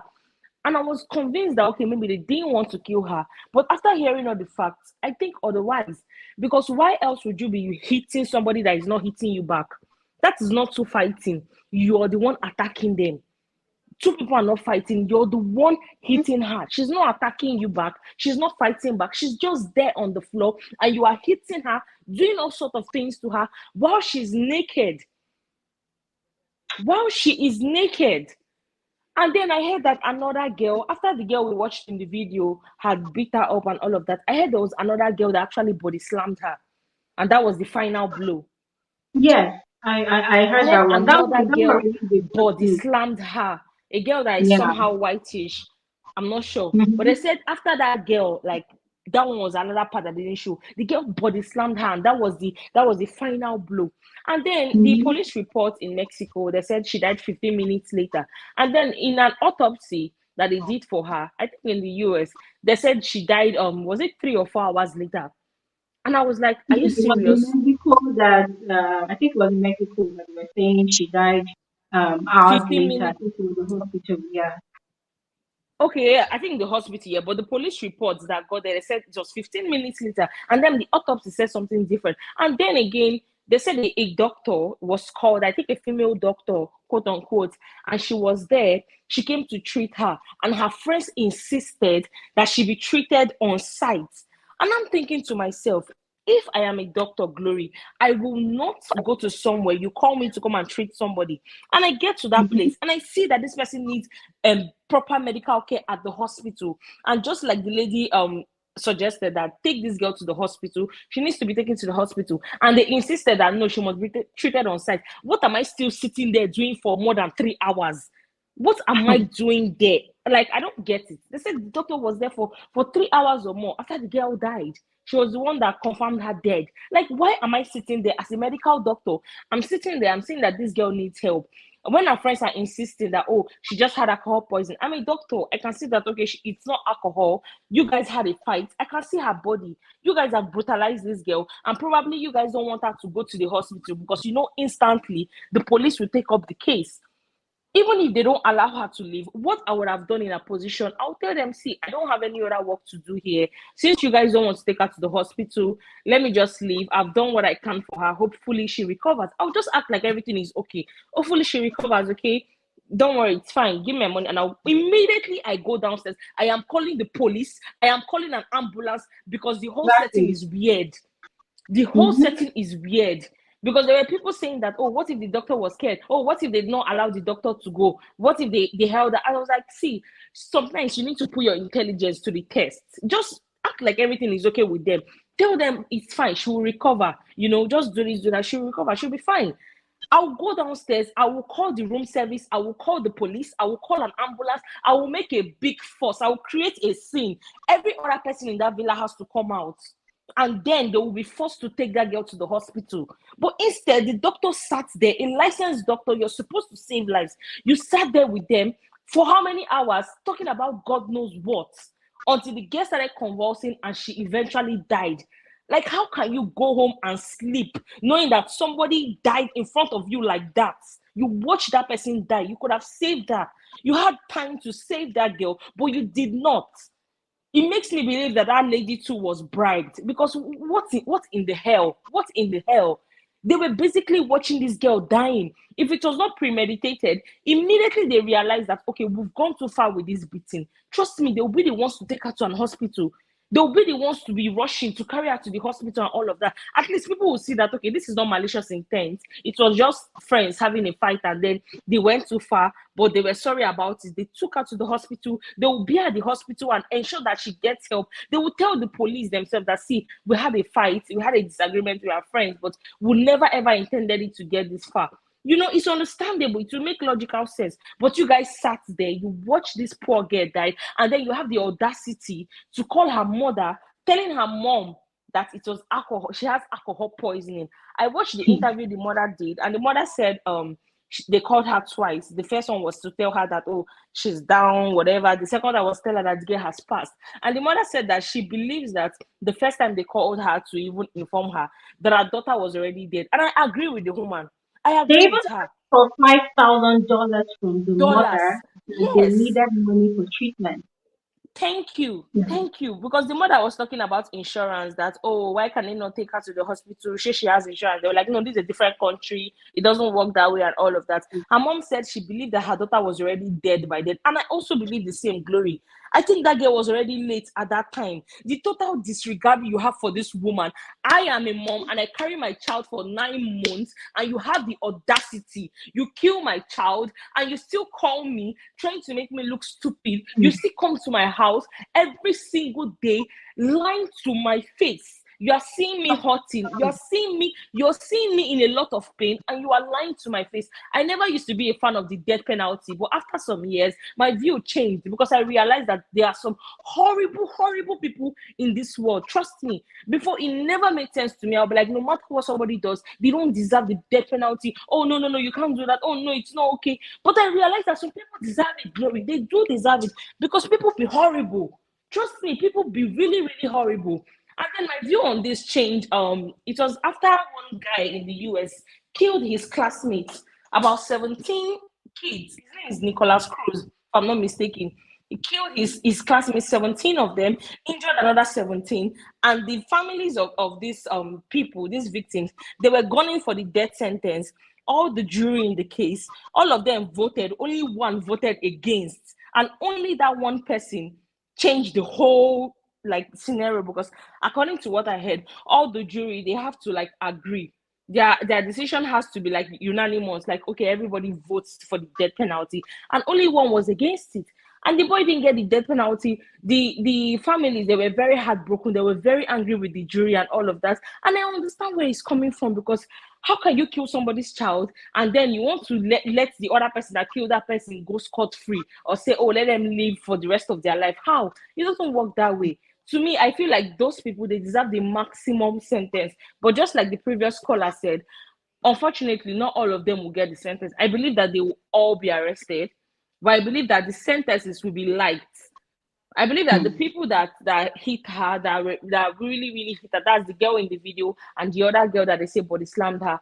I believe that those ones are going to get the highest number of years. Then the rest of them, they can just be accessory to murder. And in a few years, they will let them out on good behavior whatsoever. Because in the US, they're really into the law. They follow the law to the T, you know. In a few years, the attorney can go back again, send an appeal. Oh, they want to redo the case again and all of that. And they will let them out, maybe on good behavior or something. But the poor girl has already died. It is not fair, honestly. It is not fair. And to everybody out there that is envious of other people, I know that sometimes, like, people get envious of their friends, like, oh, my friend is doing better than me, and you'll be feeling down. But don't let it get to a point where you'll be plotting to kill that person. You'll be plotting to eliminate that person, because guess what? Even after killing that person, your life is not going to get better. Your life is not going to get better. If you hate somebody so much, maybe they are better than you, whatsoever it is, if you kill that person, have it at the back of your mind that your life will not automatically improve just because that person is out of this earth. No, there will be other people that will make your life more miserable. So please, let's learn to curtail excesses, especially hating on people. If you don't like somebody, I don't see any reason why you should be friends with them. That's why I have a small group of friends. I have a very small group of friends. Once you just give me bad vibes, like, just not be even red flag, pink flag, show me a pink flag, I'm running without looking back. Like, I will not even check my back safe to know if something fell down, because I don't want trouble. I'm good on my own. I'm good. This goes out to everybody out there. If you have friends that have in any way showed you that they're not your true friends, I know sometimes we can love people and our judgments will be clouded. We can't see anything beyond how much we love them and all of that. But sometimes have a logical thinking. Sit down and ask yourself, this friend that is in my life, how often have they come true for me? How often have they been good to me? How many times have they said, oh, passive-aggressive things to me? How many times have they bad-mouthed me behind my back and they just make it seem like, oh, it's nothing small? Watch out for all those things, small, small things like that. That's what makes it grow. And if you notice that, just keep your distance, because a lot of people out here right now, they're just crazy. Killing people on impulse, going around, shooting, doing weird, weird stuff. I don't even understand what this world is becoming into anymore. Honestly, it is scary. It is scary. This month of November on its own was just mentally draining, because there were so many deaths. You will be hearing about one. When you're trying to process that one, you will hear about another one. Before you try to process that one, another one. Like, I'm just, what is Yeah, this? What's Free. all this? Thank you. It is Thank so you so painful. much, It is Free. so hurtful. Don't do Yeah. this. If you have friends that you do not like, stay away from them. You don't have to force yourself and keep being friends with them only for you to kill them. It will not improve your life in any way. I hope those people, they get arrested. I hope they get tried. I heard that there's an arrest warrant for one of the girls. That's the particular one in the video. I heard there's an arrest Mhm. warrant out for her again. I don't know if she's in Mexico, like the previous caller said, or she's in the US. But I believe that all of them, like, they are going to get arrested. And guess what, Glory? They're going to snitch on each other. I know that by now they would have already plotted. They would have come together to try to get their story in sync. And, oh, in case they carry all of us to Obviously. investigate us, oh, let's have the same story and all of that. But trust me, Yeah. somebody is going to crack, especially that girl that is on the video, because she will not want to go down alone. She would not Mhm. want to go down alone because she'll realize that, okay, I'm the one on the video, I'm the one that is going to get the most sentence. And these people that I plan this thing with, they're just going to get away with it, or they'll just have a very minimum sentence. So she'll snitch on them, or another person will snitch on them, because after all, it was one of them that released that video. It was one of them that released that video. So when the police get a hold of all of them, interrogate them separately, trust me, one person is going to break. And I believe that that girl is Exactly. going to get justice. Thank you so much. Thank you very much, Free. Thank you very much. Woof! Let's breathe. Let it out. The way you're feeling right now, Free. That's the way I'm feeling. That was the way I was feeling the whole morning till now. I was just completely useless to myself. But it's not about me. Let's move on to Latricia. Latricia, you're welcome back. Hello, are you there? Yes, yes, I'm here. Yes, you're welcome back. I Hey, now things are more things are being revealed. I wanted clarity on the issue of the doctor. Now, Free just made it clear that they say they called the doctor into where they were to check the person. I still Mm. want to say, because countries differ here and there, but normally with the way I know it, doctors also have a responsibility, and nurses. If you go to a hospital or you bring someone to a hospital and the person has been shot or something, they must call the police. The police is them who should know what to do. Once there's a case like that, they must call the police. Let's assume that the doctor didn't see that this person is extremely injured. Let's just assume, which I doubt. But then the moment the person dies, and obviously the doctor must have examined the person. She saw the injuries and all that. She is supposed to make a report to say there is a form that she must complete to indicate where she saw the injuries, which that form will be supported by the one of the coroner, the one who's doing the autopsy. You see, to say, Mhm. okay, the medical doctor received her and witnessed this and got this, and then it will be supported by that one. But for her to sit there and not do anything, and if the police are invited in, also they had a responsibility to say, if this one is saying it wasn't me, it wasn't me. The footage, they were supposed to ask for the footage from the place where the person was, and then so that they can monitor, I still repeat, they can monitor everything that they are doing, and then how the fight started and all that, and who was there, who was not there. And the people who saw it, and even after that, they did not talk about the beating and everything, they only spoke about the alcohol poisoning. Those people, they can be charged with accessory after the fact, because they are not revealing the information, and that information you have an obligation of giving information to the police, more especially where a crime has been committed. So I really don't know what is the responsibility of the Department of Health that side, because that one, for example, if it's a person has been shot, it's a state case, that one, because a firearm is involved. Like it or not, you should call the police. The police is the ones who will take it from there and do what they know what to do with it. And then before you can proceed treating the person as the medical practitioner, even the nurses in some countries. So I don't know in Mexico how it works. You call a person in, she was supposed to firstly say this person's injuries, they are deserving that she must be taken to hospital and insist on that. And not only insist on that, make those calls to call an ambulance, make those calls to call the police will follow them at the hospital, and then the police Exactly. will come back and talk to the people who are left maybe at the hotel Exactly. or whatever. That's how it was supposed to be done. So I think a lot of mistakes, a lot of people here have mistakes, and if you did not do that, there should be something that you are charged with. It's not murder or whatever, but there is something as a doctor, because you have a Everything. practice number. That practice number, that's why doctors, they also swear.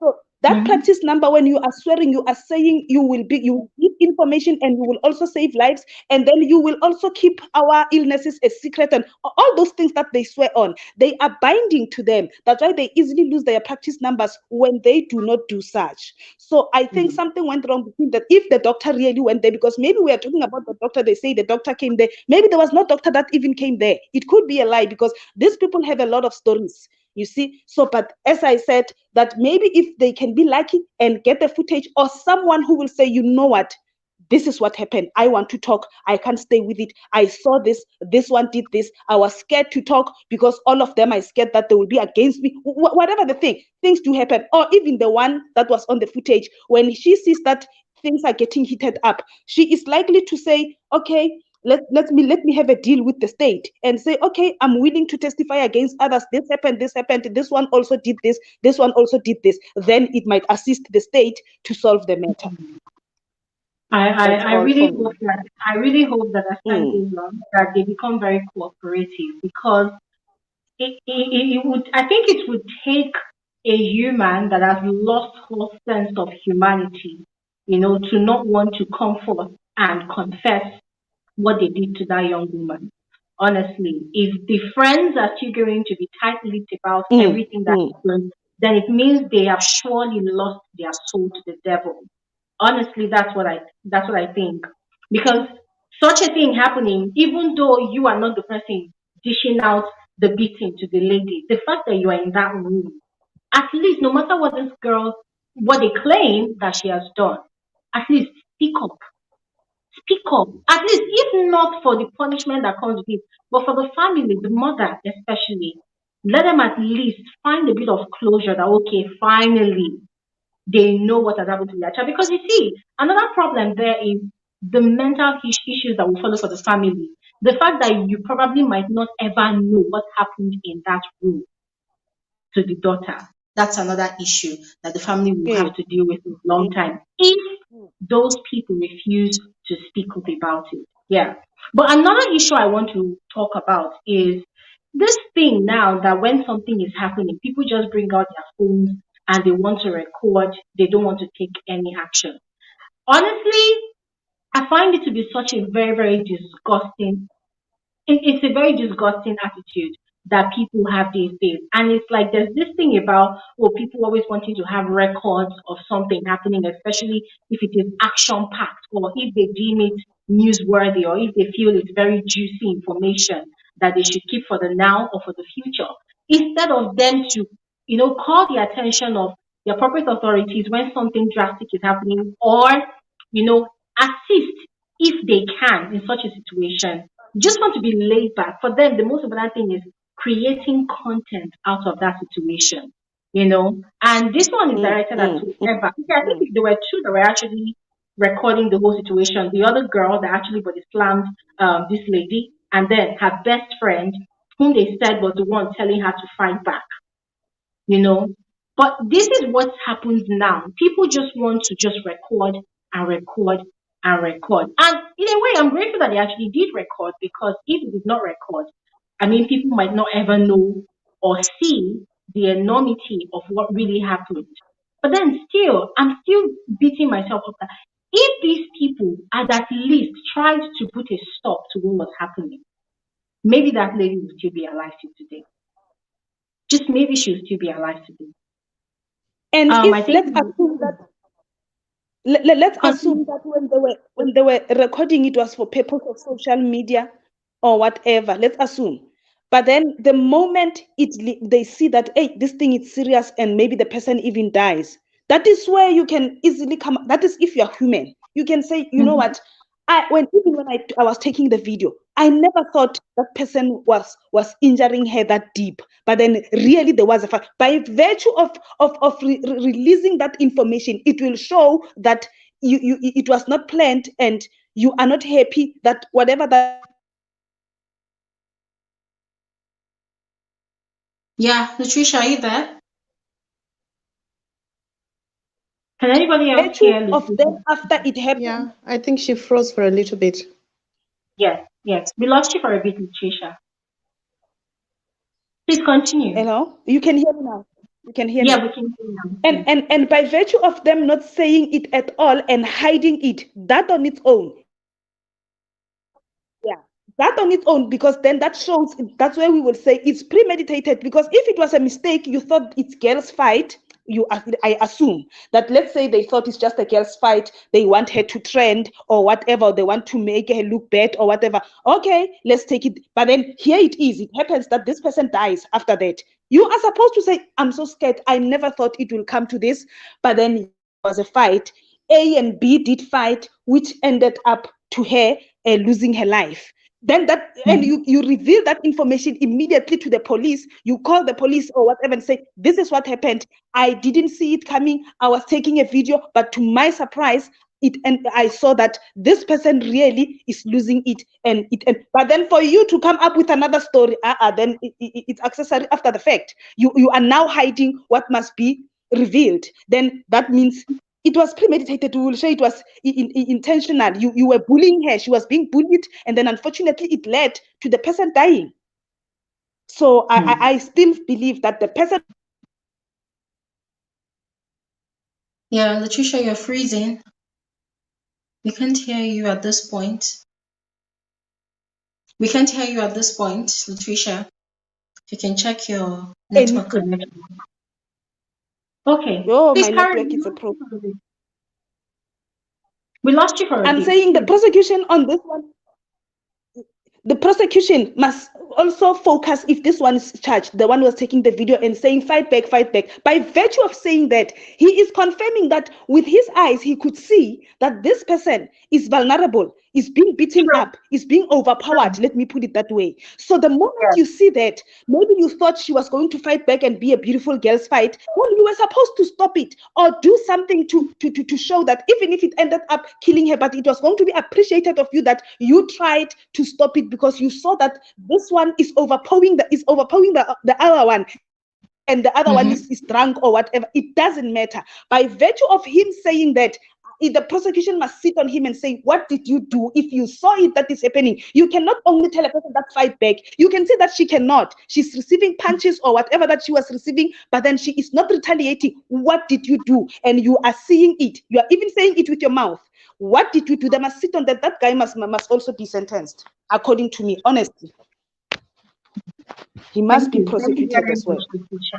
And I totally agree with you. I totally agree with you. That Oh, my guy network is very used poor. Eh? his mouth to confirm that it was not a fight because the other girl released an audio and she was saying that oh, nobody saw what happened, that it was actually a fight, they were fighting. But what that guy said in his recording, it clearly proved that it was an assault. The other person could not fight back at the other person. The victim could not fight back at the perpetrator, so it was not an actual fight. Let me quickly allow Fortune Mm. to speak, and then I'll continue. Welcome back, Fortune. Yes, thanks, Glory. I'm back, and I'm actually happy. I've been listening to everybody's opinions and everything, and I think it actually sheds even more light to the problem. But the one you talked about a few minutes ago is very important. I think Mhm. people have now become like content creators, sometimes in a very bad way, because Yes. a person could be dying and another person has their phone to record it so that they can have bragging rights of, oh, there is a Me Too movement and it's because I Yeah. recorded it. We have Yes. stopped being intermediary people that will go in a fight and try and console people. It happens a lot. Like even like in SA, there could be something happening. Like Candice wrote something in a restaurant, especially people's phones are Mm. already on camera before they start eating, waiting for something dramatic to happen. And they actually put out their phone to record when somebody is being beaten up or insulting the restaurant manager.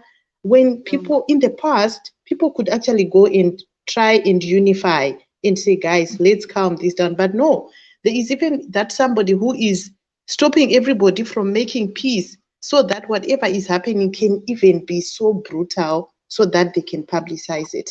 It is such a sad period to be alive right now where people don't have empathy. They actually think of their pocket more. Exactly. And Exactly. I totally agree with you, Fortune. I totally agree with you. And it's very honestly, it's very disgusting. It's very disgusting. I have seen videos where things that never should have happened actually happen, but it's on camera. The first thing that comes to my mind is how is it possible that this kind of thing is happening?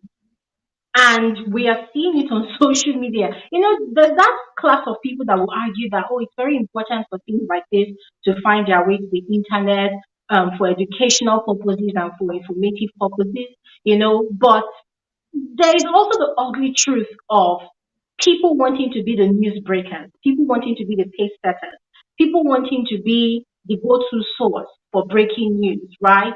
Oh, I was there when it happened. Okay, fine. You were there when it happened, but then somebody just ended up dying. yeah, What title, what status, does it give you an elevation in society? Does it give you more money in your account? Okay, some people it gives them more money in their account, and that's for selfish reasons. But then, does it increase your sense of morality, or does it reduce you to a very evil person? Because no, you are it as doesn't, guilty to me yeah, because you are here when you can do something and we choose to do nothing. Like we see so many videos of accidents where the car eventually blows up, but a mm-hmm, person could have done something. They literally park their car to start recording. I mean, in mm-hmm, traffic, if there is an accident, before people start going in to help the person, everybody has their iPhone or through the window recording the thing of a person possibly dying. It's a very, very, I think we need to be sensitive.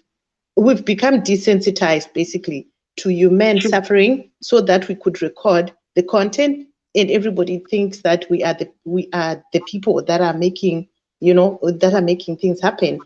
And it's very sad. Now, back to our story. I'm so saddened by the fact that a lot of some of these people may not even pay enough to what we think they deserve as punishment because true, they were not the person that did the final, that they gave the girl the final blow.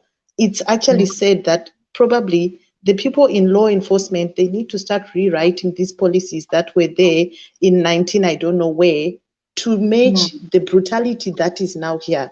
Back in the day, death was a big thing. Another person killing another person was a taboo about unless it's the war. It was not as bad as it become now. We can't be governed by the same rules from back then today. I think they need to keep on upgrading them so that if you had a yeah, hand at all in somebody else dying, or you could have done something and you did nothing, you are culpable still. We need to have rules and laws that tie even the camera person. And there was another person at the door. I don't know if you saw.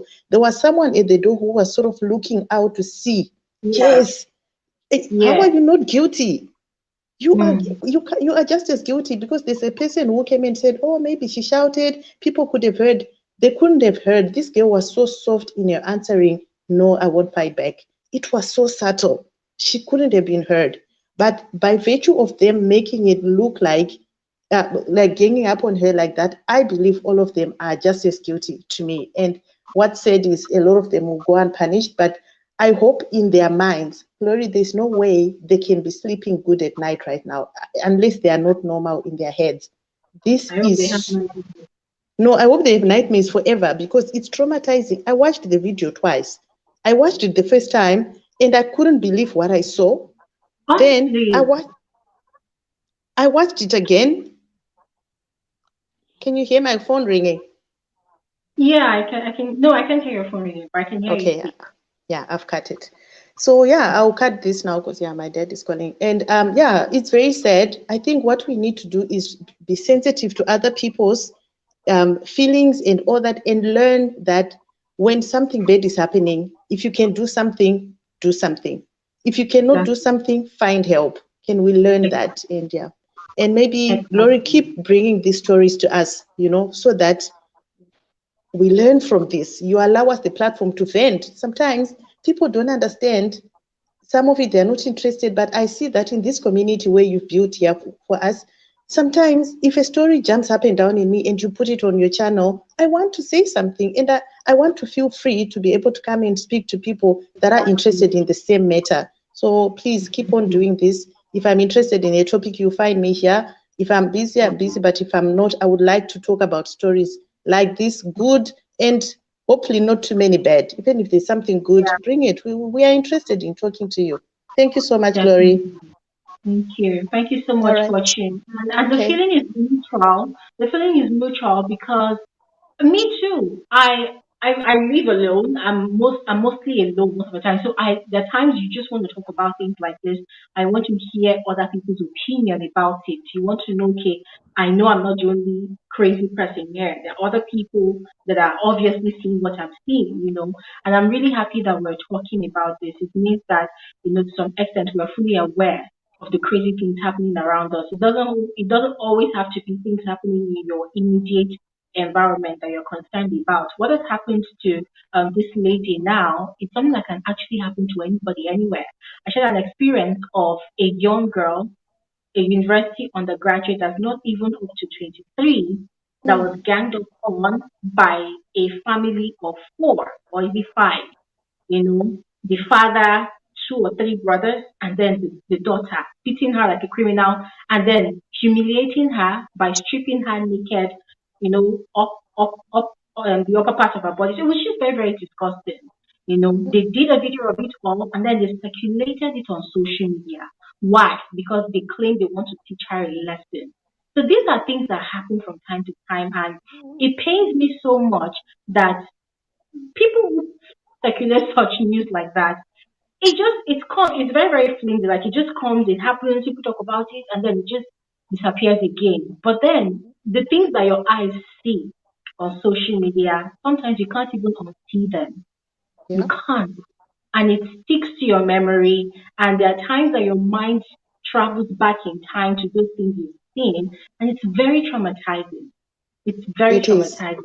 It Sometimes is. I feel like all netizens, we need therapy sometimes because you see a lot of things on a daily basis. And another thing that scares you is there any justice for people like these that these things happen to? Is there any justice for them? Or is the world just going to pause for that moment that it has happened and then move on to other things? So really, thank you so much for tuning down. The feeling is mutual as well. Oh, but there's I'm going something else. Yes, apologies. Please, can I just say one last thing? yes, Someone came and I think they talked about how, that video where these people are sort of, it looks like they're plotting, and she should have maybe read the room. I think it's hard. mm, Wait, I wrote in your comment section that when I'm around friends, the last thing I'm thinking of is something like that will happen to me, right? I want to yes, connect that to what Free said. When you see mm, that there's a friend that is passing bad energy to you for whatever reason, there is nothing wrong with separating. Just because we grew up together doesn't mean we have to die together. Friendship is a cycle. Some cycles are longer than others. There are certain friends that you are so tied for 2 years and then it just fizzles off. It's also allowed. So I want to take a lesson from what we've discussed here today and say sometimes if a friend passes a bad energy, it's okay mm-hmm, to remove myself. And also, if a person is triggering me to become a very bad person, when somebody flaunts things that make me feel like, why can't I be this? Why can't I be that? It's also okay to remove yourself from being an audience to their life so that you don't fuel this thing that can lead a person to being these people. These are people that mm-hmm, have parents that were raised good, I believe, but something happens over time in life that can make a person be that. So let's sift through how we feel about people. If it's not good energy, let's remove ourselves. If they are giving ourselves bad energy, let's cut them off. Maybe we can also learn.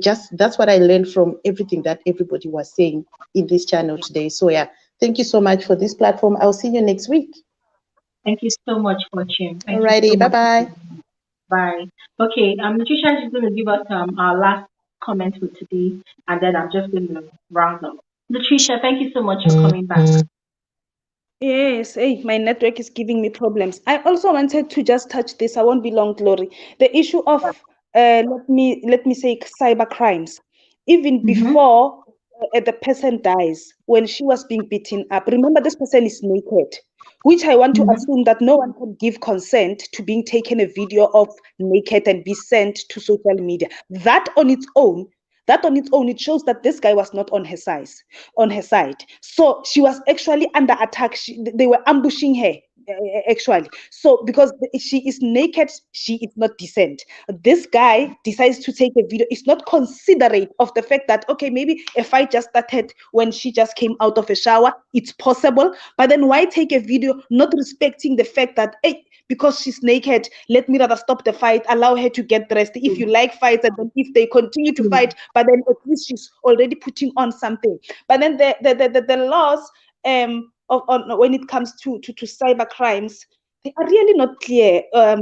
Some countries, they have policies and all that, but then a policy is not enough to can prosecute on its own. You understand? So that is why this issue of cybercrime, people being scandalized on their characters being assassinated, because sometimes even if I send you my naked picture out of love or out of our agreement, I do not give you the right to send it over, to proceed with it. Yeah. Once it moves from your hands, it was meant for you. Once it goes out of your hands, that is where, according to me, we should say a crime starts there, because you did not ask me to say, take my picture there and I give you permission. And why must it be taken by you? It must be me who takes it out on social media. That on its own, the issue of social crimes, countries need to sit down and talk about it. But we understand also that social media is making a lot of money. Whoever that is doing whatever is making a lot of money out of it. So I think maybe even for them to come up with the rules and all that, they are considering that, because if those people make a lot of money,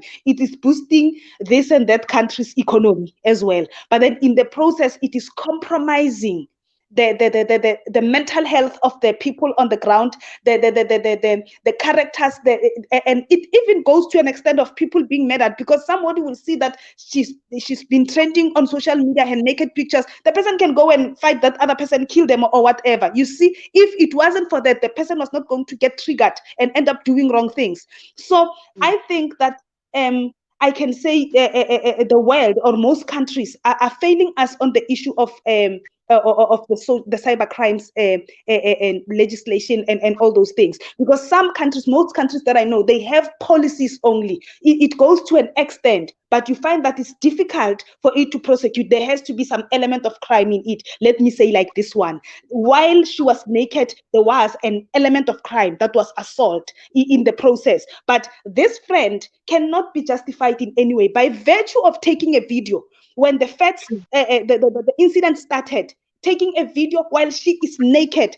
That on its own says a lot about the two friends who took videos. Then they can never come up with a story and say, we thought it's justified or whatever. The person is naked in the first place. Why are you allowing that? Why are you taking a video? And obviously, she did not give consent. It is clear that one.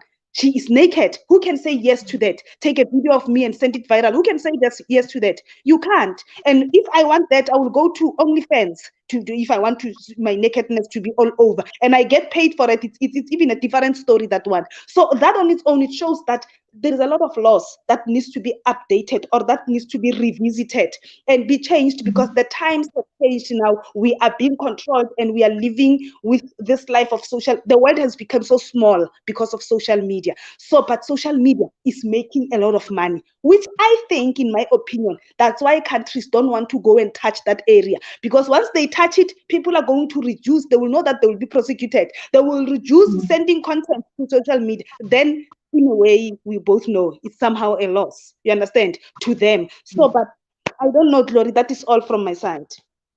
You know what? Thank you so much, Latricia. You just literally removed what was in my head. I was going to say, just loosely, because hey, I'm not an authority in law. I was going to say that, is there no law guiding content like these on social media? Take for instance, There was a time that terrorist attacks was really big in Nigeria here, and you see certain videos that will be released, especially on Twitter, and you see a video of someone of these terrorists beheading someone, and such videos Oh, exist on social media.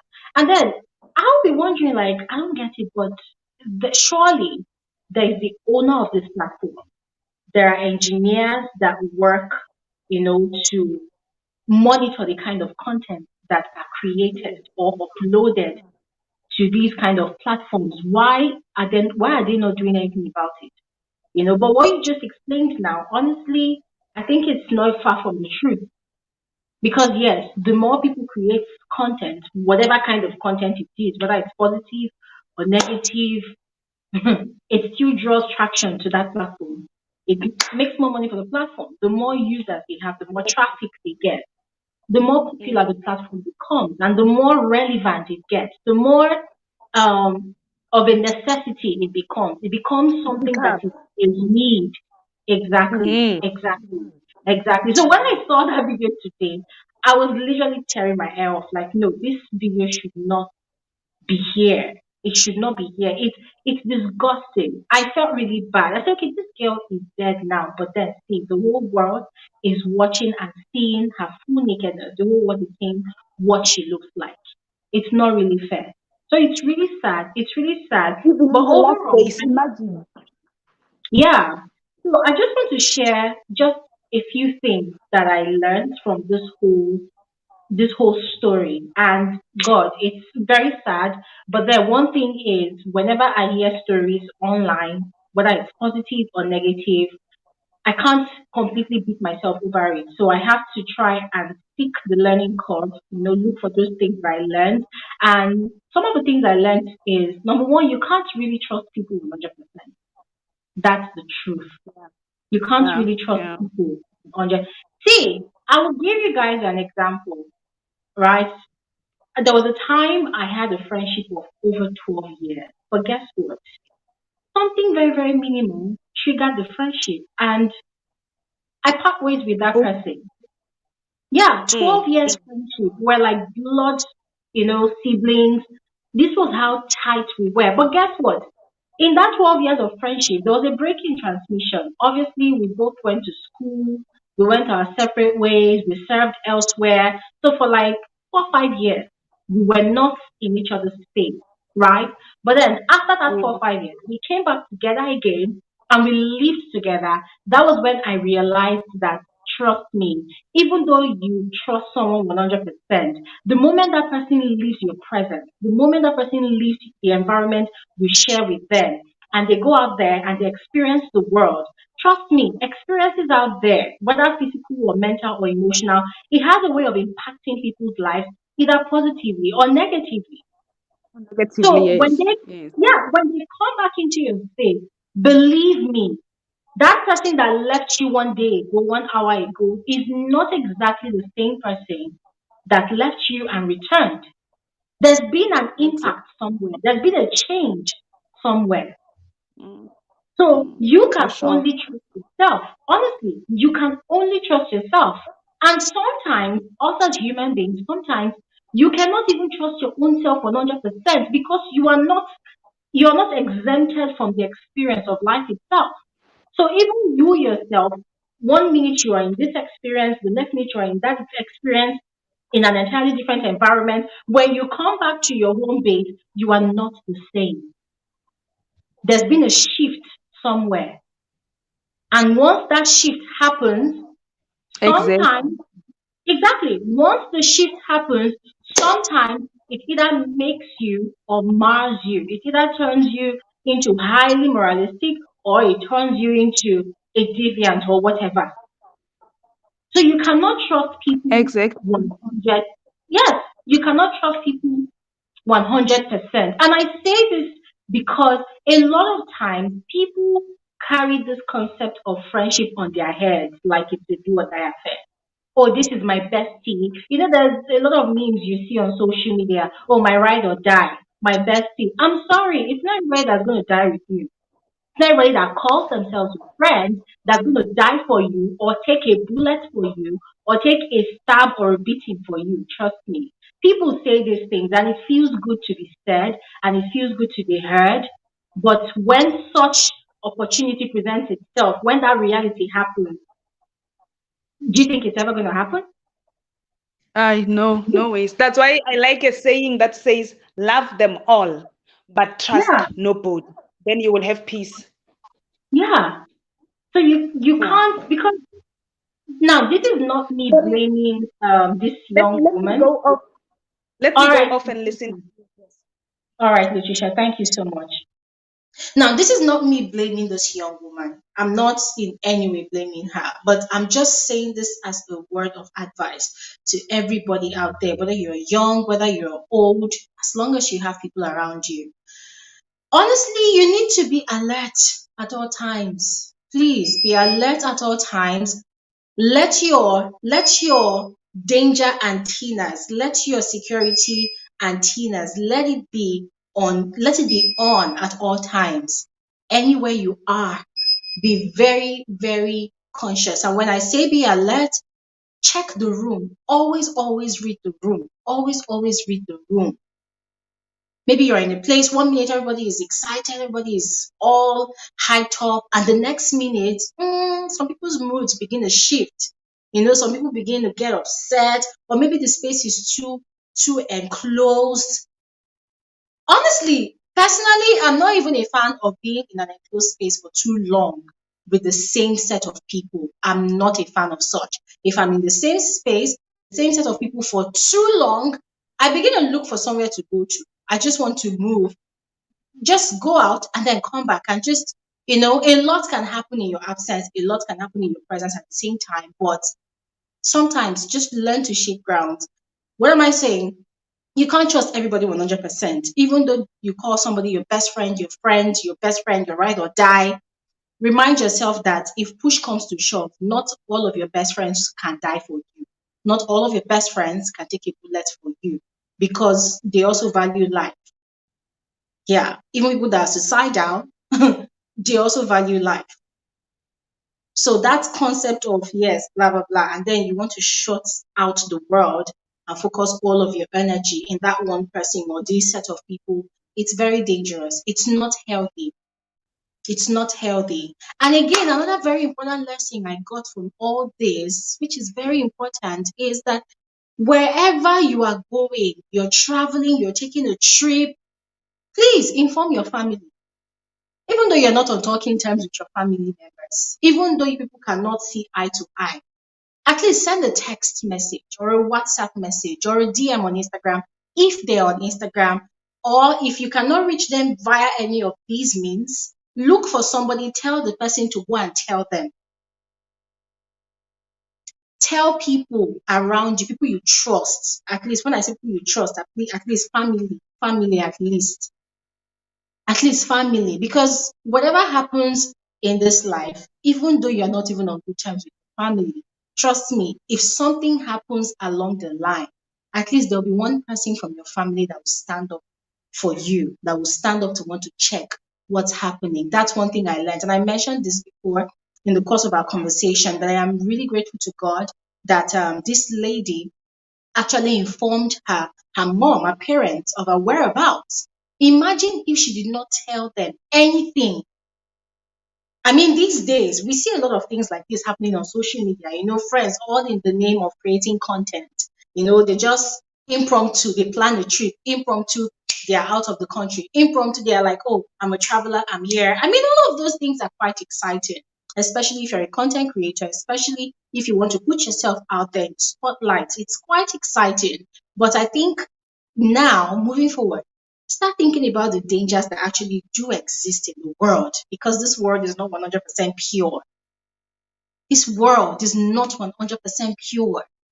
There's good just as much as there's bad. So you need to be self-aware of your environment, people around you. Tell your family whatever you're doing, wherever you're going. Yes, don't tell yourself, oh, I'm an adult. Even at the age of 50, you're still not 100% an adult, because there should be one person that would always look out for you. Please tell people around you. And for those people that are heavy on bringing out their phones, their gadgets to record disasters happening around them, please, you are an enabler. If you don't know, something is happening, and you want to be the first person to drive the traffic, you want to be the first person to put out the news, and you're not doing anything about it, especially when you're in a position to help. If you don't do anything about it and something goes wrong at the end of the day, and you still end up getting your video, capturing your video, you are evil. You don't just know. If people are calling you expert in getting driving news, trust me, if you are such a person and you're in a position to help or in a position to get help and you do not, you are evil. There's nothing else. You're evil. And it doesn't really pay to be evil. Forget all these comic movies you watch that they say, oh, the evil one is always the victorious. It doesn't really pay. And you're also saving a life. You're saving a life.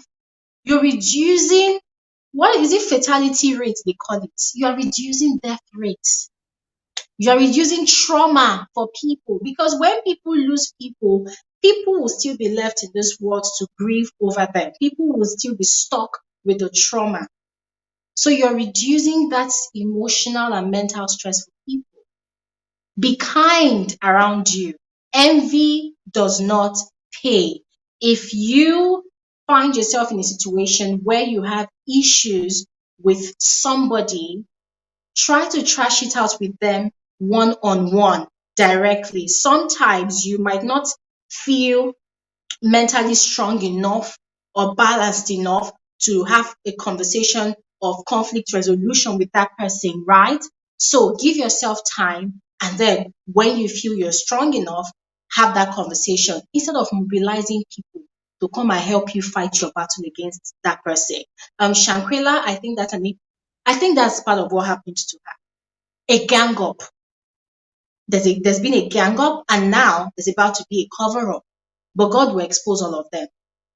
And you that find yourself in a circle of friends, you have no business going out of your way to inherit beef. I completely dislike the concept of people inheriting beef.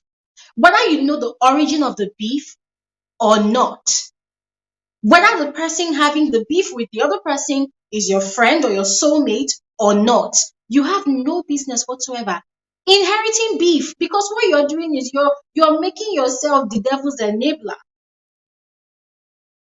And you see this, our heart, the things your mind can do, the things that are buried in your heart, sometimes you'll be shocked when you are angry and you begin to think XYZ, the way your mind will start flying. So when you inherit beef, what happens is, because of the emotional attachment you have with the person that's having beef with the other person, you begin to feel slighted on the person's behalf. You begin to feel offended on that person's behalf. And then you now start taking it upon yourself to want to met out undue judgment on the other person. And it's not in your place. You don't have the audacity, even though you think you do. You do not have the audacity. Nobody put you in that position. So it's not your fight. It's not your fight. It is not in your place. All of these things I'm mentioning, these are most of the things I noticed from that video I watched, from the little, digging in I did here and there, here and there, here and there. And another thing, I know that a lot of us that spoke talked about, watch your friends, watch the people in your circle.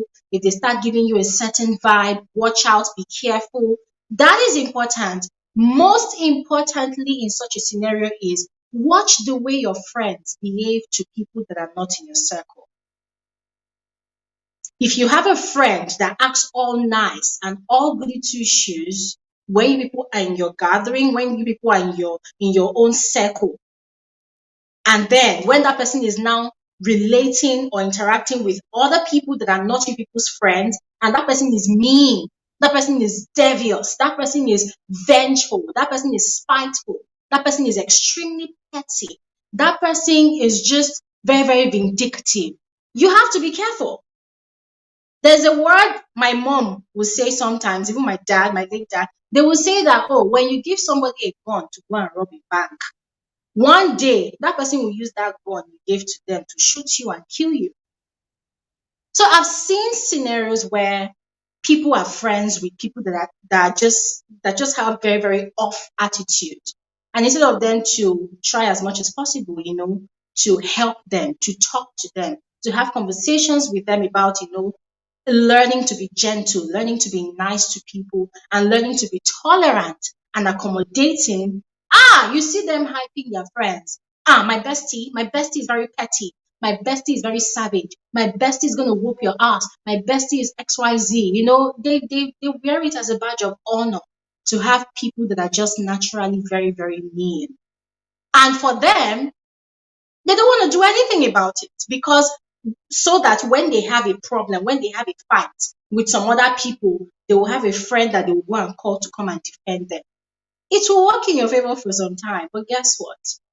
One day, all of that pettiness, all of that bad character that you are hyping, one day it's going to come staring at you in the face, and you receive it 100% more than the way they've been dishing it out to other people. Last thing I want to say is loyalty. You can be loyal to people around you, but you have to be loyal to yourself first. If you find yourself in a space that too much aggression has happened, too much aggression has passed, and you're beginning to sense that, okay, this place is becoming volatile, in as much as you want to be loyal to the people that you are with in that space, please think of your own safety first. You can share the word with someone in that group that you think might be reasonable enough to want to listen. But if you now feel or sense that that aggression is directed at you mostly, i.e., for instance, they are making very dirty jokes and it's targeted at you. They are making racial jokes and it's targeted at you or people of your skin color. Or they are making financial jokes and it's directed at you. Possibly the people in that clique is wealthy and you are the church rat, or you are the wealthiest amongst them and the others are not up to your level, and they are saying all manner of XYZ about you or against you in your face, behind your back, and you are still in that space. Please be loyal to yourself first by exiting that group. Save yourself. Save yourself. So guys, I'm not an expert in friendship conversations. I myself, I didn't really have like a lot of friends, to be very honest. I'm not an expert in friendship conversations, but I've had my own fair share of experience, and I have seen things in this video that's very scary. That's very, very scary. We were not there. I was not there. So I can't even say that this is exactly what happened. But from the clips here and there that's coming in, ladies and gentlemen, it's enough for me to even have an inclination as to what exactly happened. I refer back to the audio recording I listened to from, I can't really remember her name now, the light-skinned girl that's a friend to this lady that's passed. I can't remember her name as well. I keep forgetting. The way she was sounding in that audio recording, she was sounding very flippant. She was sounding very, very saucy. She was sounding very like this. She was giving this air of I don't care attitude. And I'm screaming here, your friend is dead, courtesy of what she people did to her. And she's sounding like, well, when we left her, she was alive. I cannot speak for the person that she was fighting with. So whenever that person is here, the person will speak. And that's what I'm also saying about friendship. When your friends are savage, and you are very proud of them, trust me, one day to come back and bite you. So please, let's keep ourselves safe. Let's be careful. Be careful. Read the room. Some people, you've been in friendships of over 15 years, 20 years, and you're thinking that, oh yes, you're 100% safe. I'm not saying you should be scared of your friends that you've had long-term friendships with. I'm not saying you should be scared, but at the same time, you need to be alert. You need to be alert because we're humans. Anything can change the mind of a human being. Anything can change the personality of a human being. anything crazy can just influence a human being like that. So please, let's be careful. And this is where I'm going to end today's conversation. Thank you all so much for coming out strong for us to have this conversation. Once again, I apologize for not having the conversation we planned on discussing today. On Monday, I'm going to put out a video to just end the Dubai Bling series that we are looking at, and then we're going to move on to something else. Thank you all so much once again, Tricia, Rachel, Fortune, Happy Mail, all of you, Free. Thank you all so much for contributing to this conversation. And personally, I will be praying and hoping as well that those people responsible for Miss Robinson's death are brought to book, that they get the deserved punishment. Guys, I'm not even talking about, okay, because you're that. No, as far as they were all there, they deserve a high degree of punishment. So I'm going to be praying that they get served. Thank you all so much for watching. Enjoy the rest of your weekend and have an amazing, amazing, amazing weekend. Bye.